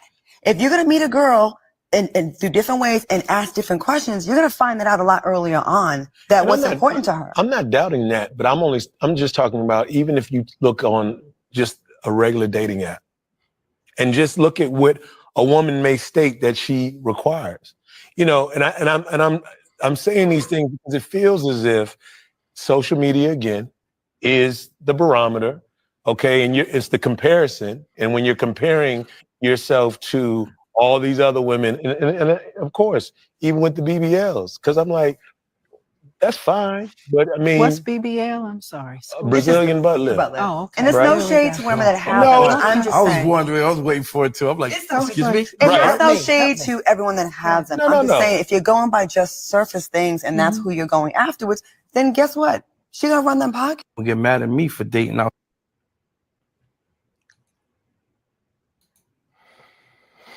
Well, I mean, this is kind of more my thing anyway. You know what I'm saying? I mean, I agree with Gravy. You know, I don't even know if they call him Gravy no more. He changed his name since he did that Big film. You know, but that's what he was known as, Gravy. Man, he used to rap before he started to act. You know what I'm saying? But I agree with Gravy. Like, man, it's the culture, man. We created a culture where we're taught to, you know, don't agree. I think it's through the tropes of the Sapphire tropes, Sanford and Son, the Jeffersons, the 227s, and where we go at it, you know, we back and forth sass, and you know, back, you know, going back and forth and not listening. And I think that's always socially engineered, and you know, be materialistic, all that socially engineered. So it's like, this has become the culture. And I think both of them had it wrong. The female have a point too. Like, yeah, you use that bait, you gotta you play that role, you gotta have to play it the rest of your life, you know. So however, it's the temptation is too deep for boys. Boys throw that money because they know that's what they want. You conservative, you might be dry and be an incel at that point. You might not get no action. So boys using the bait because they know that's what real efficient. So it's hard to tell a boy like, hey, don't go that route, you know, just hold on. It's like, and they you know, all you got to do is put a little chain on, and you know, your action go from here to here. And it's hard at your early age to tell somebody otherwise when you just trying to get your rocks on. So I hear them young cats, they want cut that corner so they can get, you know, the shortest lane between 2 points is a straight line. You know what I'm saying? So right. It's hard to tell her, hey, cut that corner now. You don't want to go straight there. What you want to do is go around. It's hard to tell them that. And when I could just throw a little chain on and I got all the honeys. You know what I'm saying? But you play that role, you play it. You make that bed, you lie in it. You know, but it's hard. It's so easy. It's like a cheat code. You telling the boy not to cheat. You know what I'm saying? So, well, I think this is one of the most controversial, especially in our culture. You know what I'm saying? It's one of the most controversial topics. I think, you know what I'm saying, that you can ever discuss between a male and a female. I think a lot of, and it's a double standard. You know what I'm saying? When we talk about double standards, this is one of those things that I think is a double standard because, you know what I'm saying, black males feel the way that they feel about other cultures, you know what I'm saying, when they're dating versus their own culture. Because there's certain, instances where, you know what I'm saying, the tendencies are a little bit different, right? But, you know what I'm saying, when a black female comes out and says the exact same thing about a black male, nobody really bats an eye. Nobody really says anything. You know what I'm saying? It's more acceptable at that point that a black female is just like, hey, look, I like dating white dudes better because, you know what I'm saying, such, whatever the case may be. So one, you know what I'm saying, I commend him for actually standing on business, you know what I'm saying, for what he actually feels and what he actually his experiences and his desires. But you know, he's entitled to his opinion. I don't think, you know what I'm saying, I don't think, you know what I'm saying, you know, black females, all black females, you know what I'm saying, kind of goes along with what he kind of references. But you know what I'm saying, you know, at the end of the day, you like what you like. It is what it is. Whatever makes you comfortable, whatever you like, at the person that you feel comfortable spending time with, that you love spending time with, regardless of whatever culture that is, go for it. Right. I think again, marry the culture, not the woman. You got to admit, our culture has become, you know, super materialistic, less communal, less about the individual, more about what you could do for me instead of the actual person, and then the treatment. I never got treated. Kevin Samuel even said this as well. I never got treated as well as I did in college when I started messing with other races, especially with the pink toe. I couldn't believe it. I thought I was, you know, in a whole nother planet or something. Like the treatment is totally different, you know. I always was treated like, you know, like they were doing me a favor. You know what I'm saying? Shit, till I got to college and shoot, it was, you know, all about you, and you know what I'm saying, it was this total different treatment. You know what I mean? So it is something there. Like it's nothing that we imagining. There's something there. I felt it. I've experienced it. I know millions of other people that's experienced it. So, you know, that's, you know, it's a different culture. You know, it's more old school or traditional, where it's more about the person instead of what you could do for them. You know? Yeah, I think it's a lot. I think it's a lot about, you know what I'm saying, has to do with the generation, because you know what I'm saying, I see a lot of pink toes now, you know, but here's the thing, you know what I'm saying, I see a lot of pink toes that's on social media now saying essentially the same thing that the black chicks are saying. You know what I'm saying? So I just think that's the thing now. You know what I'm saying? Back when we grew up, you know what I'm saying, we didn't have social media actually, you know what I'm saying, being able to idolize and shape women's minds or whatever the case may be. So I still think, you know what I'm saying, it just depends on the actual woman and the relationship that they have with their parents, because I think that has a lot to do with it. But at the end of the day, you know what I'm saying, you know, you have your choice of whoever it is that you feel comfortable with. Well, no doubt on that, but I'm talking about as far as selection. Don't forget this is dating. You know, my thing is like the culture. Why are we loyal to something that's not loyal to us? You know, so, and you know, why you try to shame? It's a shame thing, because like you said this earlier. I hope you don't backtrack on this. That when a female comes out and says she did another race, no black female, nobody bats an eye, nobody cares. Correct. When we do it, it's an issue. Correct. Because I mean, you know what I'm saying, so when you talk about Serena Williams, you know what I'm saying, which is one of the thickest chicks out there, you know what I'm saying, right. That, you know, a lot of black males talk about, you know what I'm saying, she's married another race, you know what I'm saying, right. A white dude, you know what I'm saying? Cares? But I don't see anybody enraged by that. You know what I'm saying? Why was she that? Why was she married? You know what I'm saying? A white dude or a white dude. What you know what I'm saying? So, you know, it's the same thing as what's this Sadoa, you know what I'm saying? Well, I forget what her name is, but you know what I'm saying, she's married a white dude too. So nobody really bats an eye when it comes to a female. A lot of the baddies in ours, you know, coming from Zoe Saldoa, you know what I'm saying? That's her name. But nobody cares. Nobody bats an eye, you know what I'm saying? Nobody, but when a black does it and actually explains why he does it, you know what I'm saying? You know, he's actually crucified. So that part, you know what I'm saying, as far as a double standard, I don't agree with. Because at the end of the day, love is love. You know what I'm saying? You know, but it should be the same. Like the same way that those women were, you know, kind of passive aggressively, nicely, you know what I'm saying, kind of actually badgering him about feeling that way. Why don't you feel the same way? Or why don't you have, you know, African-American females on your podcast that you're badgering the same way about dating other races? It just doesn't make sense. They celebrate it when they do that. Like, you know, girl, go get your money. You know what I'm saying? You know, it's that type of thing, you know what I'm saying, where it's like elevate yourself. You know, I'm thinking about dating me, or you know, it's that type of thing. So it's completely received different. But you know what I'm saying? I mean, we live in a society of double standards. So you know what I'm saying, it kind of is what it is. Right. So, but there is something there though. I've experienced it. That's why I don't get my passport together. Passport, bro.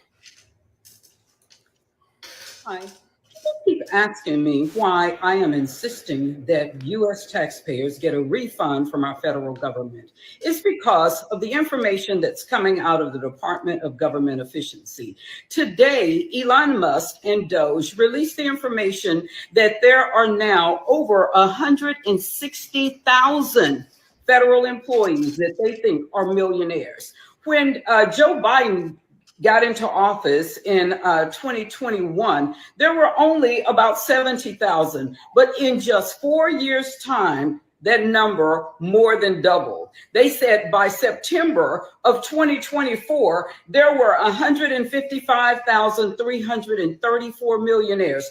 More than double millionaires in 4 years. And then by now they are assuming or estimating it to be about 160,000 millionaires.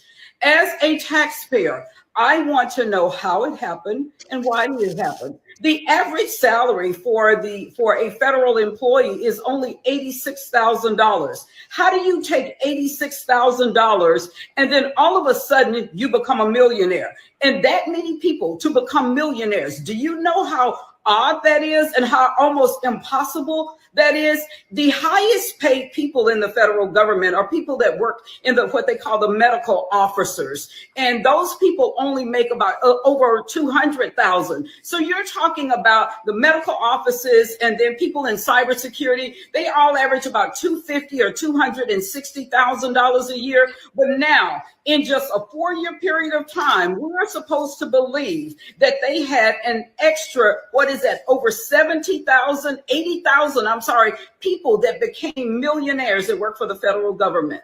Because of that, because we are still sending our money to all of these agencies that none of us it does not appear that we can trust any of them. It is so mind-boggling to me. And they want Americans to just sit here and not say a word and say, let's just pay down the deficit.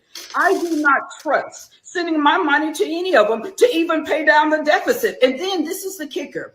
We have 535 elected officials. Then if you add the president and vice president that were in office during these times, we also had a cabinet. We have a Supreme Court. We have federal judges. We have all of these people that were supposed to be looking out for the American taxpayers.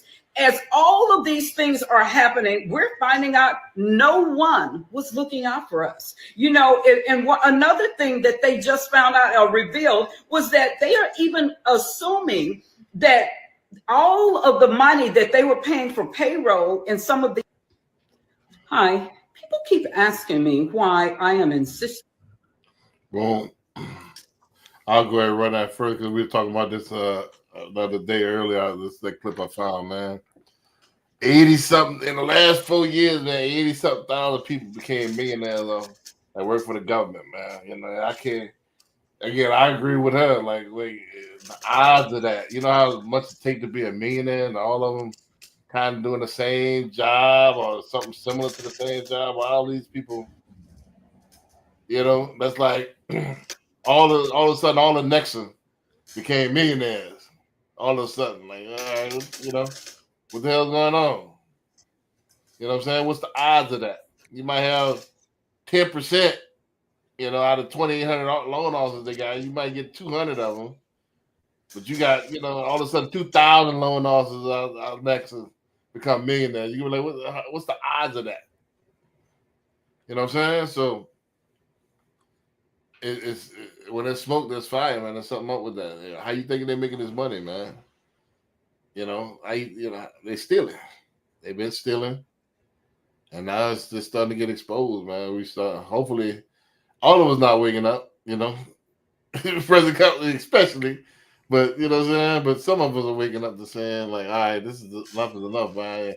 I see how y'all been stealing the money. I didn't understand it. Now I understand it. I see how y'all stealing it. Enough is enough, man. The thing about why is all people, these millionaires campaigning to get this $87,000 a year job? Why do you think they doing spending all this money to do that? Millions and millions of dollars to get an $80,000 a year job. Come on. You know they're stealing.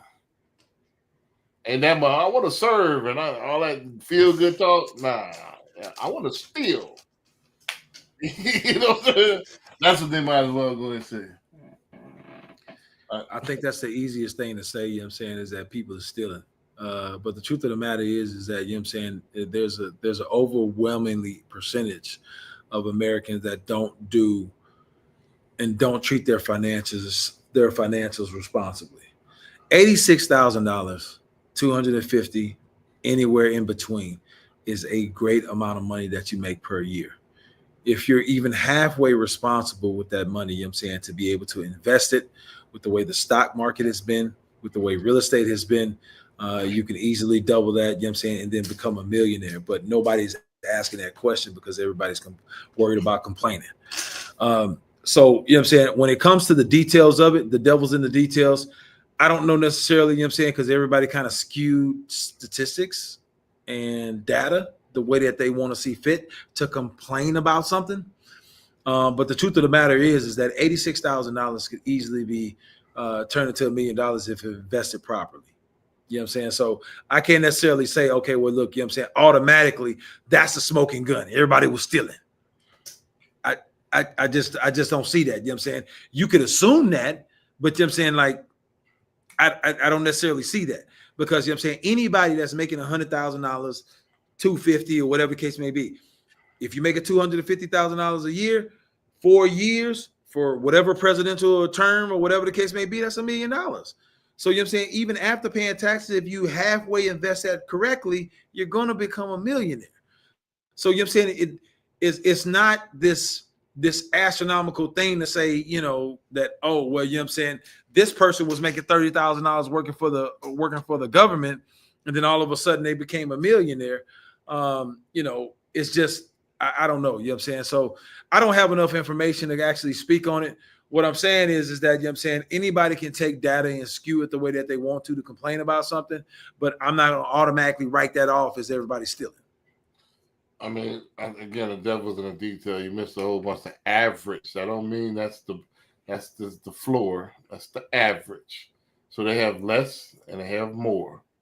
You know, so out the 160,000 of the federal employees are millionaires. So apparently in your world, in your planet, that federal employees are above. They're not like the average Joes that we see. They're not bad with money. All of them are stock wizards. All of them are geniuses and financial gurus that they're making us millions of dollars. None of them have spending habits. None of them have bad habits like the average American. They're above us. Knock it off. They put their pants on one leg at a time like us. They have smoking habits. They have drug habits. They have other habits, you know, strip club habits, just like the rest of us. So not all of them are good with money. However, where you see a lot of, you follow the money, where you see a lot of, all right, you live and be, even the feds see this. If I make X or Y a salary and I live in this house, and they got a bunch of them that's doing the same thing, chances are something is up. You know, I could be naive. I could give them the benefit of the doubt and say, all right, it's all good investments. All of these guys are making great investments. They're all sharing stock tips. But what's the likelihood of that? The likelihood of that is that, you know, most likely there's something fraudulent going on. You know, this in the way that they don't have accountability as far as where the money's going. So where there's smoke, there's fire. So yeah, I could put my head in the sand and say, no, it could be this, it could be that. However, I see a building that's on fire and people jumping out. I can say, nah, it's just hot in there. It's an illusion. I can say all kind of other stuff, but I'm looking at the shit. And it could go to the conclusion to say that, hey, this house might be on fire. You know, so I'll go ahead and trust my eyes on this one. So in B Dick's world, you know what I'm saying, you're guilty until proven innocence, right? You know what I'm saying? Which actually law would fair to say, you know what I'm saying, that's a little bit different, right? You're innocent until proven guilty. So, you know what I'm saying, just because of some skewed data or whatever data it is or whatever the case may be, you make the assumption that everybody's stealing, everybody's fraud, everybody's doing something illegal just because of the term and the president that they were during that term. But what you don't understand is that, you know what I'm saying, similar to a teacher, right? A teacher teaches and they actually work for the government. And because of the government, they have a pension that they're forcefully have to pay into. That pension accumulates over time. And then eventually, you know what I'm saying, they can retire and make 80, 90% of what their regular income is because they're forced to pay into this pension that they can actually draw down from, right? So ideally, you know what I'm saying, they would be more wealthy and more prepared for retirement than the person that works for the oil and gas company that voluntarily pays money into a 401k. So, you know what I'm saying, because the teachers are more well off when it comes to retirement, their paycheck is higher when it comes to retirement. According to B Dick's rules, they're automatically stealing. They're fraud. They're doing something wrong because there's a large number of teachers that's actually able to retire and sustain a decent life during retirement because there's a forced pension because they work for the government. So what I'm saying is that not that there's nobody stealing. I'm not saying that. But what I'm saying is that we can't necessarily pigeonhole everybody and write it off as, they automatically doing something illegal because they got to this point. All I'm saying is that you don't have enough data to automatically say that everybody here is stealing or a majority of the people here are stealing. Because you don't. Because right now what you're saying is that because of this data right here, which guaranteed that there's other data out there, but because of this video, because of this data, you're automatically saying everybody's guilty. Nobody said everybody. You don't have to prove anything. There's nobody prosecuted, but because everybody here, you know what I'm saying, because there's a large overwhelming people that actually become millionaires because they possibly become responsible, whether by force or by choice, they did something wrong. So all I'm saying is that you got to open up your mind and not be pigeonholed to, for the past 4 years, because I don't like the president, they did something wrong. They did something illegal. That part I don't necessarily agree with. Now, was there somebody that did something illegal? Probably so. There's somebody in every term that does something illegal. That's not to take from that, but you're kind of making this assumption across the board. And I think you're taking away from the natural, just kind of common sense of people could actually be responsible with money, like period. But you're saying, okay, well, nobody was responsible with money. Maybe 1% is responsible with money. Everybody else is illegals. Everybody else is criminals. And that's ridiculous. First of all, teachers are state employees, not federal. You know what I'm saying? So they work for the government. Is state not government? That's state. We're talking federal. Is state not government? Yeah, but you said no. This thing is about federal employees. So if you're talking about federal employees or you're talking about state employees, they both work for the same. But B, you know what I'm saying? You got to go back to economics. You know what I'm saying? The money funnels down, right? So you know what I'm saying? It goes from federal, it goes to state, and then it goes to the employees, right? But or no? We talking about the 160,000 federal employees. So but it's all government at the end of the day, right? Or no? Or you're trying to tell me people that work for the states are privatized to where they don't work for the government. You threw something in there that don't go in there. We talking about something different. You drew state teachers and their teachers are state, not federal. We talking about the federal. Teachers was used as a metaphor, you know what I'm saying, for you to understand the principle of that government has stuff in place for their employees. So whether you want to talk about federal or you want to talk about state, it's all the same thing. But if you want to separate, if you want to make them separate, that's fine. But at the end of the day, the government has things in place for the employees to take care of them. Do they not? Not to the fact of millions of dollars. Okay. Yeah, that's naive of you. You too far gone. Yeah. So everybody that works for the government is illegal, but nobody's being prosecuted. You right? No. That now that makes sense, and it does not. Nobody said everybody, and then give it enough time. You're saying majority of the people there, you know what I'm saying, that become millionaires, they got to be stealing something. Is that not an accusation? So you're going to tell me that's not an accusation? Is majority and everybody the same thing? No, it's not the same thing. Right, but what you're saying is, which is what I just said, Nobody said majority of the everybody. people there is stealing. That's what you just said. But you just said. Do you understand? Do you understand what majority is? Majority is over 50%. You just said everybody. Do you understand that? You said everybody 3 times, and nobody said everybody. You know, you got to listen to what you're saying. I'll go back and click the clip. You know what I'm saying? Where I easily said that you're talking about. Essentially, you know what I'm saying, majority of the people there are stealing, because what she talked about is 60% of the people who has become millionaires. What is 60%, B? Is that minority or is that majority? But you said everybody. Is 60% minority or majority, B? Well, that's not again. We're trying to move the goalposts. Is that majority or minority? You said everybody. I didn't say everybody. You said everybody 3 times. Nobody said everybody. I never said that. So that's what I'm correcting. I never said everybody. That would be stupid of me. The 60% that you're talking about, B, are you talking about the 60% stealing? I never said the percentage. Are you talking about the 60% stealing? But you're talking about somebody got to be stealing. What percentage would you put on that, B? Definitely got to be stealing.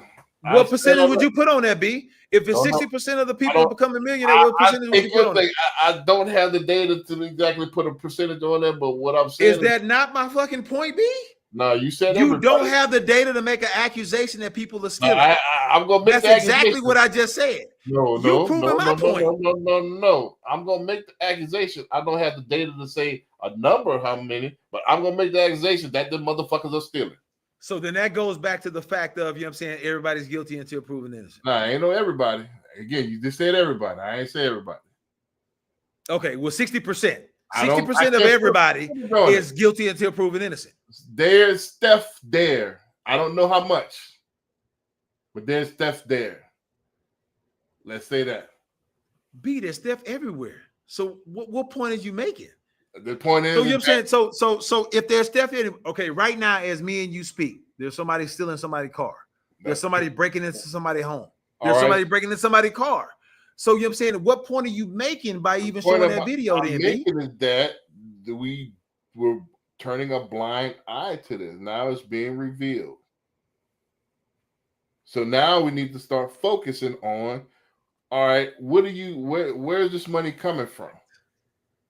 Where is this money coming from? And we need to start auditing where you getting your money from, and start auditing these books more closely. What they're doing, the Department of Government Efficiency. Okay, so then let's do that then. You know what I'm saying? So let's say we audit all these people. Who's going to audit that, B? Who's going to audit that? The Department of Government Efficiency.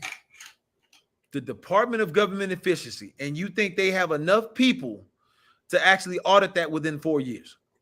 That's what they're claiming. Every single body, you know what I'm saying? Every single body that was in there, you're gonna 160,000 people, you're gonna audit every single in 4 years, B. Right. They're gonna audit some. You tell me that's realistic. Yeah, that's what he said. We're gonna see. That's what he said. Okay. Yeah, we're gonna see if he keeps his promise. I mean, like I said, say a whole bunch of stuff, but that's what you believe. Okay. Right. I mean, we're gonna see. I mean, he's already uncovered how many billions of dollars already uncovered? There was waste, you know. So we're gonna see how much he's promising. At least $1 trillion, about possibly $2 trillion savings. Then, as you seen on the clip earlier, they're talking about giving those dividends back to 20% back to the people. I think you pick and choose what you want to listen to and what you want to believe. Right. So you know what I'm saying, the fact that they said that doesn't necessarily make it true. You know No, what I'm saying? never true. It's politics at the end of the day, right? You know what I'm saying? Right, but you you're taking face value. This is what they said, so it kind of got to be true. I'm believing it. I'm seeing so you know it. what I'm saying? How are you believing it? Because I'm seeing it daily as far as the unraveling everything. Okay. It's in the headlines daily. We just played 2 clips about it. We played 3 clips. Grant Cardone, we played clips about the shit. This is happening. It's not. There's It's several not. clips. There's several clips about, you know what I'm saying, the government actually skewing data and skewing facts. No, I'm talking that they about. see fit. I'm talking about the Department of Government Efficiency, auditing certain departments and finding out that there's waste. And then also you could go and Google. They're stopping checks, putting stop payments on checks. I believe that. Yeah, I believe that. But Yeah, when you talk about waste, my perception is a little bit different than yours, B. So you know what I'm saying? What you can easily say is waste, I can easily say is not waste. So what you gonna believe? I mean, does that make it 100% true just because you say it's waste? Well, I would say, and I mean, that's all I'm saying. 77 million Americans would agree that promoting LGBTQ films from Sesame Street for Iran, paying $20 million is waste. Okay.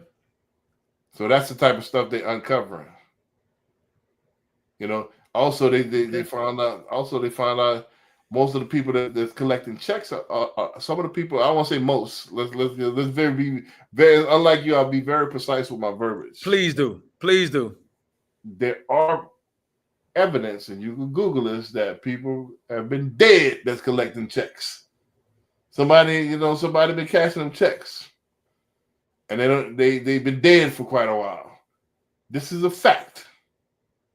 You know, so all this. So stuff, that just happened within the past 4 years, B? No, that's been happening. Well, then what are you talking about, B? Like you can't bring criminalized crime. Okay, so it's to say, you know what I'm saying, okay, well, look, we're in the mortgage industry. People have been stealing wires and sending fake emails or whatever the case may be, taking people money for God knows how long, since 2008. I don't know. You know what I'm saying? For God knows how long. All of a sudden, you know what I'm saying, man, we found out such, you know what I'm saying, it's a waste because there's criminals taking money from people who weren't trying to close on a house. Like, what are we talking about? This is criminalized crime that has been there for years. Yeah, so how do you actually say that you discovered this like it's nobody said discover. Like it's crazy. What we're saying is that nobody did anything about it and nobody broadcasted this until now. Okay. I've been knew about the shit. We've been hearing about the shit, but nobody is just now starting to get this media coverage where the mainstream can start to understand how wasteful things have been. I knew about this because I used to be talking about the $500 hammers in high school. I understood this stuff, but the average American didn't. It's not like it's the latest discovery. We all know the government has wasteful spending. And the government's going to take. But we didn't know until those came. We didn't know line by line. Like when you read by line by line, it's appalling. We know, all right. We heard about it. Yeah, they spend a lot of money on bullshit. But when you go into the detail, you see like, oh my fucking God, this is what they've been spending my money on, my hard-earned money on a film in